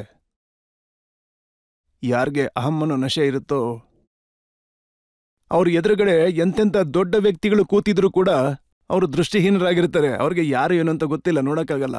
ಅವ್ರು ಅನ್ಕೊಂಡಿರ್ತಾರೆ ನಾನೇ ಎಲ್ರಿಗಿಂತ ದೊಡ್ಡವನು ಅಂತ. ಅದಕ್ಕೇನೆ ಅದ್ಯಾವುದೋ ಒಂದು ಹಾಡಿತ್ತಲ್ಲ, ತುಂಬಾ ಚೆನ್ನಾಗಿತ್ತು. कलौराएंगे नगमों की खिलती कलियां चुनने वाले, मुझसे बेहतर कहने वाले, तुमसे बेहतर सुनने वाले. कल कोई मुझको याद करे, क्यों कोई मुझको याद करे, मशरूफ जमाना मेरे लिए क्यों वक्त अपना बर्बाद करे. मैं पल दो पल का शायर हूँ, पल दो पल मेरी कहानी है, पल दो पल मेरी हस्ती है, पल दो पल मेरी जवानी है. ನಾಳೆ ನನಗಿಂತ ಚೆನ್ನಾಗಿ ಹೇಳೋರು ಬರ್ತಾರೆ, ನಾಳೆ ಇವ್ರಿಗಿಂತ ಚೆನ್ನಾಗಿ ಕೇಳಿಸ್ಕೊಳ್ಳೋರು ಇರ್ತಾರೆ. ನಾನು ಏನ್ ಮಾಡ್ಬಿಟ್ಟಿದ್ದೀನಿ ಅಂತ ಇಷ್ಟ ಅಹಂಕಾರ ಬೇಕು? ಈ ನಶೆಯಿಂದ ನಾನು ದೂರ ಇರಬೇಕು ಅಂತ ಬಯಸ್ತೀನಿ. ಈ ಬಾಕಿ ನಶೆಗಳನ್ನ ನಾನು ಯಾವತ್ತೂ ಮಾಡೋದೇ ಇಲ್ಲ. ಹಾಗೆ ಯಾರಿಗೂ ಕೂಡ ನೀವು ಕುಡೀರಿ ಅಥವಾ ಬಿಡಿ ಅಂತ ನಾನು ಯಾವತ್ತೂ ಹೇಳಿಲ್ಲ, ಯಾವತ್ತೂ ಈ ಮಾತನ್ನ ಹೇಳಿಲ್ಲ. ಒಂದಂತೂ ನಾನು ಹೇಳಕ್ ಇಷ್ಟಪಡ್ತೀನಿ, ಆತ್ಮ ಸಂತೋಷವನ್ನ ನಮ್ಮೊಳಗೇನೆ ಹುಡ್ಕೋದಕ್ಕೆ ಶುರು ಮಾಡಿದ್ರೆ ನಮಗೆ ಹೊರಗಿನ ವಸ್ತುಗಳ ಅವಶ್ಯಕತೆ ಇರೋದಿಲ್ಲ. ಆದ್ರೆ ಈ ನಶೆ, ಗುರೂರ್ನ ನಶೆ, ಇದನ್ನ ಇಳಿಸೋದಕ್ಕೆ ತುಂಬಾ ಕಷ್ಟ ಆಗುತ್ತೆ. ನಿಮ್ಮೆಲ್ಲರ ಸಪೋರ್ಟ್ ಹೀಗೆ ಇರಲಿ. ನೀವು ಯಾವಾಗ್ಲೂ ಪ್ರಾರ್ಥನೆಯನ್ನ ಮಾಡ್ತೀರಿ, ಈ ನಶೆ ಒಳಗೆ ನಾವು ಯಾವತ್ತೂ ಬೀಳ್ಬಾರ್ದು ಅಂತ. ನಿಮಗೆ ಕೋಪ ಬರುತ್ತಾ? ಹೌದು, ಖಂಡಿತ ಬರುತ್ತೆ. ಯಾಕೆ ಬರಲ್ಲ? ನಾನು ಮನುಷ್ಯ ತಾನೆ. ನಾನು ಕೇಳ್ಪಟ್ಟಿದ್ದೆ ನ್ಯೂಯಾರ್ಕ್ನಲ್ಲಿ ಯಾರೋ ನಿಮ್ಮ ಮುಖದ ಮೇಲೆ ಹೇಳಿದ್ರಂತೆ ನೀವು ನಾಟಕ ಮಾಡ್ತೀರಾ ಅಂತ. ಹೌದು, ನೋಡಿ, ಕೋಪ ಬರೋದು ತುಂಬಾ ಸುಲಭ ಅಲ್ವಾ? ನಿಮ್ಮಲ್ಲಿ ಎಷ್ಟು ಜನ ಕೋಪ ಬರುತ್ತೆ? ಓ, ಥ್ಯಾಂಕ್ ಯು ಕಣ್ರಿ.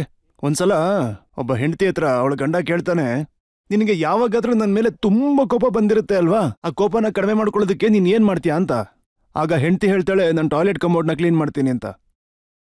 ಆಗ ಗಂಡ ಹೇಳ್ತಾನೆ, ಅಲ್ಲ, ಟಾಯ್ಲೆಟ್ ಕಮೋಡ್ ಕ್ಲೀನ್ ಮಾಡೋದ್ರಿಂದ ನನ್ನ ಮೇಲೆ ಕೋಪ ಹೇಗೆ ಹೋಗುತ್ತೆ ಅಂತ. ಆಕೆ ಹೇಳ್ತಾಳೆ, ನಿಮ್ ಟೂತ್ ಬ್ರಷ್ ಇಂದ ಕ್ಲೀನ್ ಮಾಡ್ತೀನಿ ಅಂತ. ಸೊ ಮಾರನೇ ದಿನ ಸ್ವಲ್ಪ ಸ್ಪೆಷಲ್ ಎಫೆಕ್ಟ್ಸ್ ಆಗ್ಬೇಕಲ್ವಾ? ಸಾರಿ, ನಾನು ಒಂದು ವಿಷಯ ತಿಳ್ಕೊಂಡಿದ್ದೀನಿ, ಹಾಗೆ ರಿಯಾಕ್ಟ್ ಮಾಡೋದ್ರಿಂದ ಸಿಚುವೇಶನ್ ಕಂಟ್ರೋಲ್ ಆಗಲ್ಲ ಅಲ್ವಾ?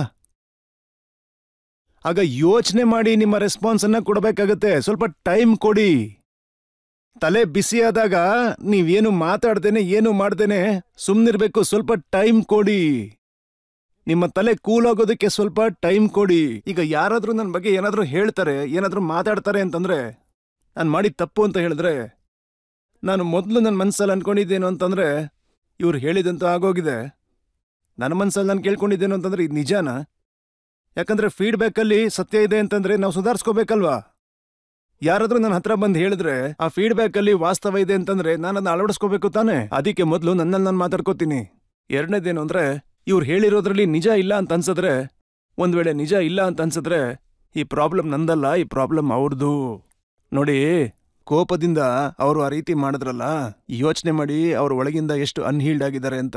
ಇಲ್ಲಿ ಹೀಲಿಂಗ್ ಅವಶ್ಯಕತೆ ಯಾರಿಗಿರೋದು? ಯಾರಿಗೆ ಅರ್ಥ ಮಾಡಿಸ್ಬೇಕಾಗಿರೋದು? ಕೆಲವು ಸಲ ಎದುರುಗಡೆ ಇರೋರ್ಗೆ ಅರ್ಥ ಮಾಡಿಸ್ಬೇಕಾಗತ್ತೆ. ಅದಕ್ಕೆ ಪ್ರಾರ್ಥನೆ ಕೂಡ ಮಾಡಿದ್ದೀನಿ. ಹಾಗೆ ಪ್ರಾಕ್ಟಿಕಲಿ ಪ್ರಾರ್ಥನೆ ಮಾಡಿ ಹೀಲಿಂಗ್ ಮಾಡಿ ಕಳ್ಸಕ್ಕಾಗಲ್ಲ, ಪ್ರಾಕ್ಟಿಕಲ್ ಆಗು ಡೀಲ್ ಮಾಡ್ಬೇಕಾಗತ್ತೆ. ಒಂದು ಸಲದ ವಿಚಾರ ಅಂದ್ರೆ ಬಿಟ್ಟು ಕಳ್ಸೋದು ಅಷ್ಟೇ. ಅದೇ ಪದೇ ಆಯ್ತು ಅಂತಂದ್ರೆ ಆಗ ಬಿಡಬಾರ್ದು. ಇದನ್ನ ನೀವು ಹೇಗ್ ನಿಭಾಯಿಸ್ತಾ ಇದ್ದೀರಿ? ಇಸ್ಕಾನ್ನ ಜನರನ್ನ ಬಾಂಗ್ಲಾದೇಶದಲ್ಲಿ ಕೊಲ್ತಾ ಇದ್ದಾರೆ, ಇಸ್ಕಾನ್ನ ದೇವಸ್ಥಾನಗಳನ್ನ ಸುಡ್ತಾ ಇದ್ದಾರೆ. ನೀವಂತೂ ಏನೂ ಹೇಳ್ತಾ ಇಲ್ಲ. ಹೌದು, ಇವತ್ತು ಪ್ಲಾಟ್ಫಾರ್ಮ್ ಸಿಕ್ಕಿದೆ, ಹೇಳ್ತೀನಿ ಖಂಡಿತ ಅಲ್ವಾ? ನೋಡಿ, ನಾನು ನಿಮ್ಮಲ್ಲಿ ಯಾವತ್ತಾದ್ರೂ ಯಾರಾದ್ರೂ ಜಗಳ ಮಾಡ್ಕೊಂಡಿದ್ದೀರಾ? Okay, thank you. ನಿಮ್ಮಲ್ಲಿ ಮದುವೆ ಆಗಿರೋರು ಮನೇಲಿ ಜಗಳ ಮಾಡ್ಕೊಂಡಿದ್ದೀರಾ ಹೇಗೆ? Thank you. ನಿಮ್ಮಲ್ಲಿ ಎಷ್ಟು ಜನಕ್ಕೆ ಗರ್ಲ್ ಫ್ರೆಂಡ್ ಬಾಯ್ ಫ್ರೆಂಡ್ ಜಗಳ ಆಗಿದೆ? ಪ್ರತಿದಿನ. Thank you. ಇಲ್ಲಿ ನೋಡಿ, ಡೈಲಿ ಅಂತ ಹೇಳ್ತಿದ್ದಾರೆ. ನಾನು ಎಷ್ಟೋ ಸಲ ಹೇಳಿರ್ತೀನಿ, ಮದುವೆ ಆದ ಮೊದಲನೇ ವರ್ಷ ಗಂಡ ಹೇಳ್ತಾನೆ, ಹೆಂಡತಿ ಕೇಳ್ತಾಳೆ. ಮದುವೆ ಆದ ಮೊದಲನೇ ವರ್ಷ ಗಂಡ ಹೇಳ್ತಾನೆ, ಹೆಂಡತಿ ಕೇಳ್ತಾಳೆ. 2ನೇ ವರ್ಷ ಹೆಂಡತಿ ಹೇಳ್ತಾಳೆ, ಗಂಡ ಕೇಳ್ತಾನೆ. 3ನೇ ವರ್ಷ ಇಬ್ರು ಹೇಳೋದನ್ನ ಅಕ್ಕಪಕ್ಕದವ್ರು ಕೇಳಿಸ್ಕೋತಾರೆ. ನೋಡಿ ಇಬ್ರು ಜಗಳ ಮಾಡ್ಕೊಂಡು ಎಷ್ಟು ಕಿರ್ಚಾಡ್ತಾರೆ ಅಂತ. ನೋಡಿ ಕಾನ್ಫ್ಲಿಕ್ಟ್ ಹೇಗಿರುತ್ತೆ ಅಂತಂದ್ರೆ ಚಿಕ್ಕ ಚಿಕ್ಕ ಮನೆಗಳಿಂದ ಹಿಡಿದು ದೇಶಗಳ ತನಕ ಜಗಳಗಳಾಗ್ತಿರುತ್ತೆ. ನಾನು ಯಾವಾಗಲೂ ಹೇಳ್ತಿರ್ತೀನಿ, ಯಾರು ಸರಿ ಇದ್ದಾರೆ ಯಾರು ತಪ್ಪಿದ್ದಾರೆ ಇದ್ರ ಬಗ್ಗೆ ತಲೆ ಕೆಡಿಸ್ಕೊಳ್ಳೋದ್ರ ಬದಲು ಯಾವುದು ಸರಿ ಇದೆ ಯಾವುದು ಸರಿ ಇಲ್ಲ ಅದನ್ನ ನೋಡ್ಬೇಕಾಗಿರೋದು ನಮ್ಮ ಕೆಲಸ. ನಾವು ಯಾರು ಅನ್ನೋದನ್ನ ಯೋಚನೆ ಮಾಡ್ಕೋತಾ ಯಾಕೆ ಅನ್ನೋದನ್ನ ಮರ್ತ್ಬಿಡ್ತೀವಿ. ಅನ್ಯಾಯ ಎಲ್ಲೇ ಆದ್ರೂ ಕೂಡ ಅನ್ಯಾಯದ ವಿರುದ್ಧ ಧ್ವನಿಯನ್ನ ಎತ್ತಬೇಕಾಗತ್ತೆ. Don't talk about who is right and who is wrong. Talk about what is right and what is wrong. Is violence right? Is killing right? Is taking every people's rights right? No. So ನಾನ್ ಯಾಕೆ ಹೇಳಿ ಯಾರು ಸರಿ ಯಾರು ತಪ್ಪು ಅಂತ? ಪ್ರಪಂಚ ನೋಡೋದಿಲ್ವಾ ಯಾರು ಸರಿ ಯಾರು ತಪ್ಪು ಅಂತ? ಅದಕ್ಕೆ ನಾನು ಯಾವಾಗ್ಲೂ ಹೇಳ್ತಾ ಇರ್ತೀನಿ, don't go by who, go by what. ಮತ್ತೆ ಅನ್ಯಾಯ ಆಗ್ತಿರುತ್ತಲ್ಲ ಅದ್ರ ವಿರುದ್ಧ ಧ್ವನಿ ಎತ್ತೋದು ತುಂಬಾನೇ ಮುಖ್ಯ ಆಗಿರುತ್ತೆ. ನಾನು ಯಾವಾಗ್ಲೂ ಹೇಳ್ತಾ ಇರ್ತೀನಿ, the world doesn't suffer because of the violence of bad people. The world doesn't suffer as much because of the violence of the bad people. The world suffers because of the silence of good people, right? Adike good people don't remain silent. And doesn't remaining silent means supporting the right cause and fighting for justice for wherever there is injustice going on, wherever it is. ನಾವೀಗ ಒಂದು break ತಗೊಳ್ಳೋಣ. ಬ್ರೇಕ್ನ ನಂತರ ಆಪ್ಕೆ ಅದಾಲತ್ನಲ್ಲಿ ಆರೋಪ ಮತ್ತೆ ಪ್ರಶ್ನೆಗಳ ಮತ್ತೊಂದು ಸುತ್ತು. ಆರೋಪವನ್ನು ಒಪ್ಕೋತೀನಿ. ನೋ ಡಿಫೆನ್ಸ್, ನರನಾಡಿಯನ್ನು ತಣ್ಣಗಾಕ್ಸೋಂಥ ಆರೋಪ ಅಲ್ವಾ? ಈ ಒಂದು ಆರೋಪ ನರನಾಡಿಗಳನ್ನು ತಣ್ಣಗಾಕ್ಸೋಂಥ ಒಂದು ಆರೋಪ. Welcome back. ಆಪ್ಕೆ ಅದಾಲತ್ನಲ್ಲಿ ನಾವಿವತ್ತು ಮೊಕದ್ದಮೆ ನಡೆಸ್ತಾ ಇರೋದು ಗೌರ್ ಗೋಪಾಲ್ ದಾಸ್ ಅವರ ಮೇಲೆ. ಆಪ್ಕೆ ಅದಾಲತ್ನಲ್ಲಿ ಮುಂದಿನ ಆರೋಪ. ಆಪ್ಕಿ ಅದಾಲತ್ನಲ್ಲಿ ಲೈಫ್ ಸ್ಟೈಲ್ ಕೋಚ್ ಸನ್ಯಾಸಿ ಗೌರ್ ಗೋಪಾಲ್ ದಾಸ್ ಅವರ ಮೇಲಿರುವ ಆರೋಪವೇನೆಂದರೆ ಇವರ ಉಪದೇಶ ಇವರಿಗೆ ಅನ್ವಯವಾಗೋದಿಲ್ಲ ಎಂಬುದು. ನೋಡಿ, ಒಂದು ಮಾತಿದೆ, ಉಪದೇಶ ಮಾಡುವಂಥವರು ತುಂಬಾ ಜನ ಇದ್ದಾರೆ, ಬೇರೆಯವ್ರಿಗೆ ಉಪದೇಶ ಕೊಡೋದು ತುಂಬಾ ಸುಲಭ. ನಿಮ್ಮ ಜೀವನವನ್ನ ನಾವು ನೋಡೋದಾದ್ರೆ ನೋಡಿ, ನಿಮ್ಮ ತಂದೆ ತಾಯಿಗಳಿಗೆ ಇಷ್ಟ ಇರಲಿಲ್ಲ ನೀವು ಸನ್ಯಾಸಿ ಆಗೋದು. ಹೌದು. ಹೇಳ್ದೆ ಕೇಳದೆ ಹೊರಟೋದ್ರಿ. ಮತ್ತೆ ಯಾವತ್ತೂ ನಿಮ್ಮನ್ನ ಅವರು ಈ ಸನ್ಯಾಸಿ ವೇಷದಲ್ಲಿ ನೋಡಿದ್ರಲ್ಲ, ಅವರ ಮನಸ್ಸಿಗೆ ಎಷ್ಟು ಬೇಜಾರಾಗಿರ್ಬೇಕು. ಅವರ ಸಂತೋಷದ ಬಗ್ಗೆ ನೀವು ಗಮನ ಹರಿಸಲಿಲ್ಲ. ಹೌದು. ಆರೋಪನ ಒಪ್ಕೋತೀನಿ. ನೋ ಡಿಫೆನ್ಸ್, ನರನಾಡಿಯನ್ನು ತಣ್ಣಗಾಕ್ಸೋಂಥ ಆರೋಪ ಅಲ್ವಾ? ಈ ಒಂದು ಆರೋಪ ನರನಾಡಿಗಳನ್ನು ತಣ್ಣಗಾಕ್ಸೋವಂಥ ಒಂದು ಆರೋಪ. ನಾನು ತುಂಬ ಸಲ ಹೇಳ್ತೀನಿ, ಕೆಲವರು ತಮ್ಮ ಕನಸಿಗೋಸ್ಕರ ತಮ್ಮೂರಿಂದ ದೂರ ಇರ್ತಾರೆ, ಹಾಗೆ ಕೆಲವರು ತಮ್ಮೋರಿಗೋಸ್ಕರ ಕನಸಿಂದ ದೂರ ಇರ್ತಾರೆ ಅಲ್ವಾ? ಕೆಲವರು ಕನಸಿಗೋಸ್ಕರ ತಮ್ಮೋರ್ನ ತ್ಯಾಗ ಮಾಡಿರ್ತಾರೆ, ಇನ್ನು ಕೆಲವರು ತಮ್ಮೋರಿಗೋಸ್ಕರ ಕನಸನ್ನ ತ್ಯಾಗ ಮಾಡಿರ್ತಾರೆ. ಎರಡೂ ಸಿಕ್ಕಿರೋಂಥದ್ದು ತುಂಬ ಕಡಿಮೆ ಜನಕ್ಕೆ ಅಂತ ಹೇಳ್ಬೋದು. ಕನಸನ್ನ ನೆರವೇರಿಸ್ಕೊಳ್ತಾ ತಮ್ಮೋರನ್ನ ಜೊತೆಲಿಟ್ಕೊಳ್ಳೋದು ಅಷ್ಟು ಸುಲಭವಾಗಿ ಇರೋದಿಲ್ಲ. ದೊಡ್ಡ ದೊಡ್ಡ ಕಂಪ್ನಿಗಳನ್ನು ನಡೆಸೋಂಥ ನಮ್ಮ ಭಾರತೀಯರು US ಇಂಡಸ್ಟ್ರಿಯಲ್ಲಿ ಆಳ್ತಾ ಇದ್ದಾರೆ. ಅವರು ಕೂಡ ಕೆಲವು ಸಲ ತಮ್ಮೋರಿಂದ ತುಂಬ ದೂರ ಇದ್ದು ತಮ್ಮ ಕನಸನ್ನ ನನಸು ಮಾಡ್ಕೋಬೇಕಾಗತ್ತೆ. ಕೆಲವರು ತಮ್ಮೋರ ಜೊತೆನೇ ಇದ್ಕೊಂಡು ತಮ್ಮ ಕನಸಲ್ಲಿ ಕಾಂಪ್ರಮೈಸ್ ಆಗಬೇಕಾಗತ್ತೆ. ಕೆಲವರು ಅದೃಷ್ಟವಂತರಿರ್ತಾರೆ, ಅವರು ಎರಡನ್ನೂ ಬ್ಯಾಲೆನ್ಸ್ ಮಾಡ್ಕೊಂಡಿರ್ತಾರೆ, ಮುಂದೆ ಸಾಗ್ತಾ ಇರ್ತಾರೆ. ಇಲ್ಲಿ ಒಂದು ಸರಿ ಇನ್ನೊಂದು ತಪ್ಪು ಅಂತ ಹೇಳ್ತೀರಾ? ಇಲ್ಲ. ಎರಡಕ್ಕೂ ಅದರದೇ ಆದ ಒಂದು ಪ್ರಯಾಣ ಇದೆ, ಎರಡಕ್ಕೂ ಅದರದೇ ಆದ ಒಂದು ಯಾತ್ರೆ ಇದೆ, ಎರಡಕ್ಕೂ ಅದರದೇ ಆದ ಗಿಲ್ಟ್ ಇದೆ. ತಮ್ಮವ್ರನ್ನ ಬಿಟ್ಟು ಕನಸಿನ ಹಿಂದೆ ಹೋದವನಿಗೆ ಅವನದೇ ಆದ ಗಿಲ್ಟ್ ಇರುತ್ತೆ, ತನ್ನವ್ರ ಮನ್ಸು ನೋಯಿಸಿದೀನಿ ಅಂತ. ಯಾರಾದ್ರೂ ಕನ್ಸನ್ನ ಬಿಟ್ಟು ತಮ್ಮವ್ರಿಗೋಸ್ಕರ ಜೀವನ ಮಾಡ್ತಿದ್ರೆ ಅವನಿಗೂ ಒಂದು ಗಿಲ್ಟ್ ಇರುತ್ತೆ, ಕನ್ಸು ನನಸು ಮಾಡ್ಕೊಳಕ್ಕಾಗಿಲ್ಲ ಅಂತ. ಯಾರಾದ್ರೂ ಮನುಷ್ಯರಿದಾರ ಗಿಲ್ಟ್ ಇಲ್ದೇನೆ ಜೀವನ ಮಾಡ್ತಿರೋರು? ಯಾರಾದ್ರೂ ಇದಾರ? ಅವ್ರು 100% ಒಳಗಿಂದ ಹೇಳಕ್ಕಾಗತ್ತಾ ನಾನು ಸಾರ್ಟೆಡ್ ಅಂತ? ಯಾರೂ ಇಲ್ಲ. ಅದಕ್ಕೆ ಜೀವನದಲ್ಲಿ ಈ ಸತ್ಯಗಳನ್ನ ಸ್ವೀಕಾರ ಮಾಡೋದು ತುಂಬಾನೇ ಮುಖ್ಯ ಆಗಿರುತ್ತೆ. ನಾನು ನಿಶ್ಚಿತ ರೂಪದಲ್ಲಿ ಹೇಳೋದೇನೆಂದ್ರೆ, ನನ್ನ ತಂದೆ ತಾಯಿಗೆ ಎಷ್ಟು ವೇದನೆ ಆಗಿದೆಯೋ, ನನ್ನ ತಂದೆ ತಾಯಿಗೆ ನನ್ನಿಂದ ಎಷ್ಟು ಕಷ್ಟ ಆಗಿದೆಯೋ, ಅದಕ್ಕೆಲ್ಲ ನಾನೇ ಕಾರಣ ಅಂತ ಒಪ್ಕೋತೀನಿ. ನಾನು ಈ ರೀತಿ ಅಂತೂ ಹೇಳಲ್ಲ, ಓಡ್ ಬಂದ್ಬಿಟ್ಟೆ ಸಮಾಜದ ಕಲ್ಯಾಣಕ್ಕೋಸ್ಕರ ಸರಿಪಡಿಸ್ತೇನೆ ಎಲ್ಲ ಅಂತ. ಇದೆಲ್ಲ ಜಸ್ಟಿಫೈಡ್ ಅಷ್ಟೇ. ಅಂಡ್ ಜಸ್ಟಿಫೈಸ್ ದ ಮೀನ್ ಖಂಡಿತ ಅಲ್ಲ. ಆಗ ತಲೆ ಬೇರೆ ತರನೇ ಇತ್ತು, ಹುಮ್ಮಸ್ಸಿತ್ತು, ಒಂದು ಗುರಿ ಇತ್ತು, ಹಿಂದೆ ಮುಂದೆ ನೋಡಿಲ್ಲ, ಹೋಗ್ಬಿಟ್ಟೆ. ಆದ್ರೆ ಆಮೇಲೆ ಇದಂತೂ ನಿಜ ಹೇಳ್ತಿರೋದು ನಾನು. ಮತ್ತೆ ನಿಮ್ಮ ಈಗೋದ ವಿಚಾರದಿಂದಾಗಿ ಹಾ. ಸಾಕಷ್ಟು ವರ್ಷ ನೀವು ನಿಮ್ಮ ತಂದೆಯನ್ನ ಭೇಟಿ ಮಾಡ್ಲಿಲ್ಲ, ಹೌದು. ಅವ್ರನ್ನ ಮಾತಾಡಿಸ್ಲಿಲ್ಲ. ನೀವು ಒಂದು ಸಲ ಮಾತಾಡಿಸ್ಲಿ ಅಂತ ಅವರು ಸಾಕಷ್ಟು ವರ್ಷ ಕಾದಿದ್ರು. ಹೌದು ಹೌದು. ಈ ಒಂದು ಕತೆ ಇದೆಯಲ್ಲ, ಅದು ಅಂದ್ರೆ ನಮ್ಮ ತಂದೆಯವ್ರ ಹತ್ರ ಮಾತಾಡ್ತಿರ್ಲಿಲ್ಲ, 2 ವರ್ಷ ಮಾತಾಡ್ತಿರ್ಲಿಲ್ಲ. ಯಾಕಂದ್ರೆ ನಮ್ಮ ಮಧ್ಯ ಒಂದು ವಿಚಾರ ಇತ್ತು. ನನ್ನ ತಂದೆಯವರು ಚೈನ್ ಸ್ಮೋಕರ್ ಆಗಿದ್ರು. ಚೈನ್ ಸ್ಮೋಕರ್ ಆಗಿರೋದ್ರಿಂದ ಅವ್ರ ಹೆಲ್ತ್ ಸ್ವಲ್ಪ ಹದಗೆಡ್ತಾ ಇತ್ತು. ಸೊ ಅವರು ಸ್ಮೋಕಿಂಗ್ ಬಿಡ್ಲಿ ಅಂತ ತುಂಬಾನೇ ಟ್ರೈ ಮಾಡಿದ್ವಿ ಎಲ್ಲಾನು. ಅವ್ರ ಕೈಯಲ್ಲಿ ಅದನ್ನು ಬಿಡಕ್ಕಾಗ್ದಿರೋದ್ರಿಂದ ನಾನು ಒಂದು ನಿರ್ಧಾರವನ್ನ ತಗೊಂಡೆ.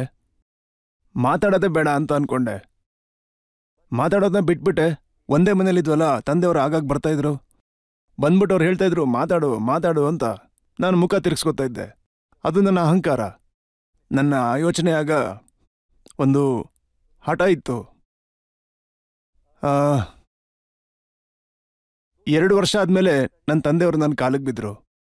ಅವರು ನನ್ನ ಕಾಲುಗಳಿಗೆ ಬಿದ್ದು ನನ್ನ ತಂದೆಯವರು ಏನು ಹೇಳಿದ್ರು ಅಂತಂದರೆ, ಪ್ಲೀಸ್ ಮಾತಾಡಿಸು. ತುಂಬ ಅಳ್ತಾ ಇದ್ರು ಅವರು.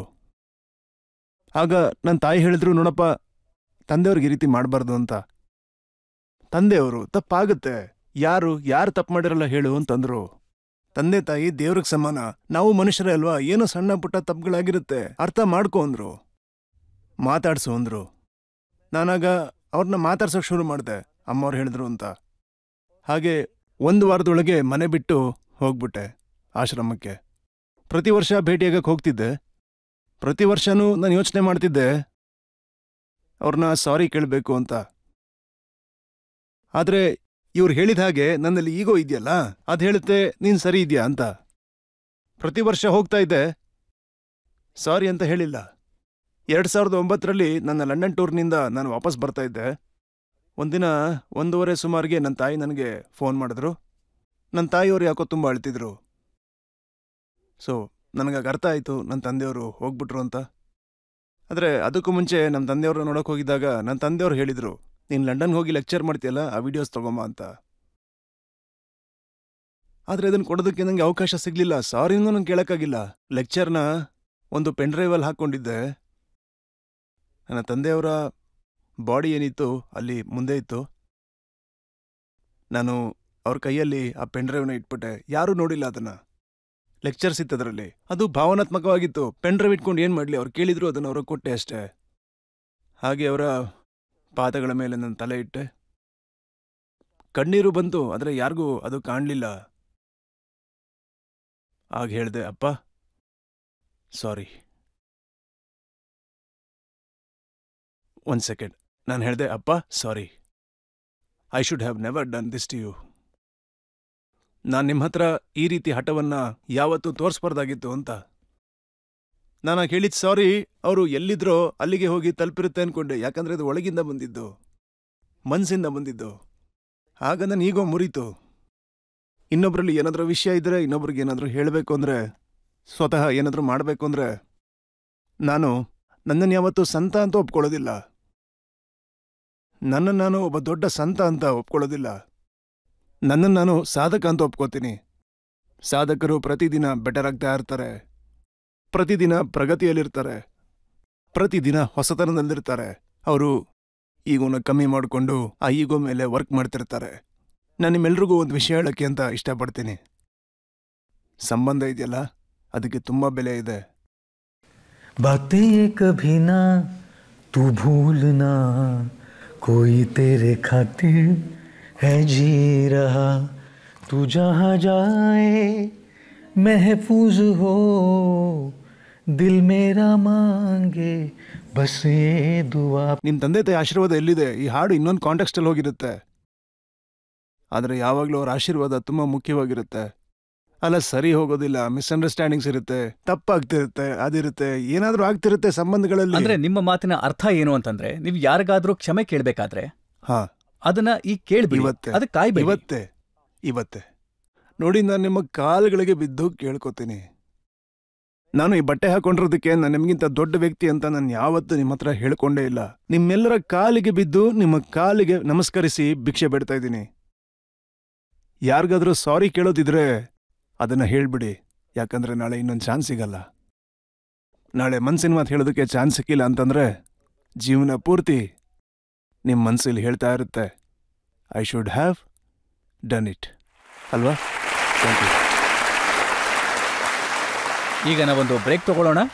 ಬ್ರೇಕ್ನ ನಂತರ ಕೇಳೋಣ ಆಪ್ಕೆ ಅದಾಲತ್ನಲ್ಲಿ ಇವತ್ತಿನ ಜಡ್ಜ್ ಲಕ್ಷ್ಮೀಪುರಿ ಅವರ ತೀರ್ಪನ್ನ ಇವತ್ತಿನ ಮೊಕದ್ದಮೆ ಬಗ್ಗೆ.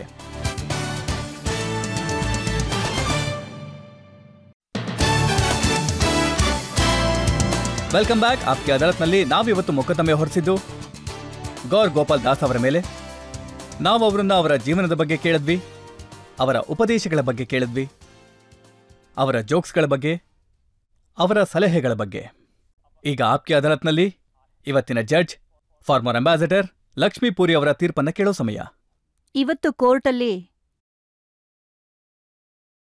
ಈಗ ಹೇಳಿಕೆ ಆಗಿರುವಂಥದ್ದು ಗೌರ್ ಗೋಪಾಲ್ ದಾಸ್ ಅವ್ರ ಬಗ್ಗೆ ಎಷ್ಟೋ ವಿಚಾರಗಳು ಹೊರಗ್ ಬಂದಿವೆ. ಅವ್ರ ಮೇಲೆ ಇಲ್ಲದ, ಸಲ್ಲದ, ಬೇಡ್ದೇ ಇರೋ ಆಪಾದನೆಗಳು ತಲೆ ಮೇಲೆ ಬಂದಿತ್ತು.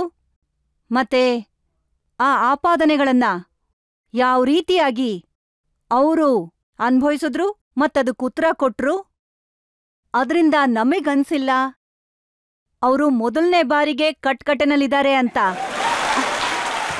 ಮತ್ತೆ ಅವರು ಎಂಥ ಶಬ್ದಗಳನ್ನ, ಜೊತೆಗೆ ಕವಿತೆಗಳನ್ನ, ಅವರ ವಿಚಾರಗಳನ್ನ ಸ್ಪಷ್ಟವಾಗಿ ಹೇಳಿದ್ರು. ಆದ್ರೆ ಬಹುರೂಪಿಗಳು ನೀವು ಖಂಡಿತ. ಯಾಕಂದ್ರೆ ನೀವು ಕವಿಗಳು ಕೂಡ, ಹಾಡನ್ನೂ ಹಾಡ್ತೀರಾ, ಅಭಿನೇತ್ರಿ ಕೂಡ, ಹಾಗೆ ಗುರು ಕೂಡ, ಆಧ್ಯಾತ್ಮದಲ್ಲೂ ಇದ್ದೀರಾ. ಆದ್ರೆ ಈ ಎಲ್ಲ ರೂಪಗಳನ್ನ ನೀವು ಯಾವ ರೀತಿಯಾಗಿ ಚಾನಲ್ ಮಾಡ್ಕೊಂಡಿದ್ದೀರೋ ಅದನ್ನ ಸಮಾಜ ಸೇವೆ, ರಾಷ್ಟ್ರ ಸೇವೆಗಾಗಿ ಮಾಡ್ತಾ ಇದ್ದೀರಾ. ಮತ್ತೆ ಎಲ್ಲದಕ್ಕಿಂತ ಜಾಸ್ತಿ ಮುಖ್ಯವಾದದ್ದು ಇವತ್ತು ನಮ್ಮ ಯುವಕರಿಗೆ ನೀವು ಒಂದು ರೀತಿಯ ಮೆಂಟಲ್ ಹೆಲ್ತ್ಗಾಗಿ ಸೊಲ್ಯೂಷನ್ಸ್ ಪ್ರೊವೈಡ್ ಮಾಡ್ತಾ ಇದ್ದೀರಾ. ಫ್ರೀಯಾಗಿ ಜನಗಳಿಗೋಸ್ಕರ ಕೌನ್ಸಿಲಿಂಗ್ ಮಾಡ್ತಾ ಇದ್ದೀರಾ, ಸೈಕಾಲಜಿಸ್ಟ್ ಥರ. ನಾನಿದನ್ನ ಹೇಳೋದು 4D ಪರ್ಸನಾಲಿಟಿ ಅಂತ. 4 ಡೈಮೆನ್ಷನಲ್ ವ್ಯಕ್ತಿತ್ವ ಪಡ್ಕೊಳ್ಳೋದಿಕ್ಕೆ ಪ್ರೇರಣೆಯಾಗಿದ್ದೀರಾ. ಶಾರೀರಿಕವಾಗಿ, ಮಾನಸಿಕವಾಗಿ, ಬೌದ್ಧಿಕವಾಗಿ ಮತ್ತೆ ಆಧ್ಯಾತ್ಮಿಕವಾಗಿ. ಮತ್ತೆ ಹೇಗೆ ನೀವು ಆಧ್ಯಾತ್ಮವನ್ನ ಇವರ ಜೀವನದಲ್ಲಿ ತಂದಿದಿರೋ ಅದು ತುಂಬಾನೇ ಮುಖ್ಯವಾದದ್ದು.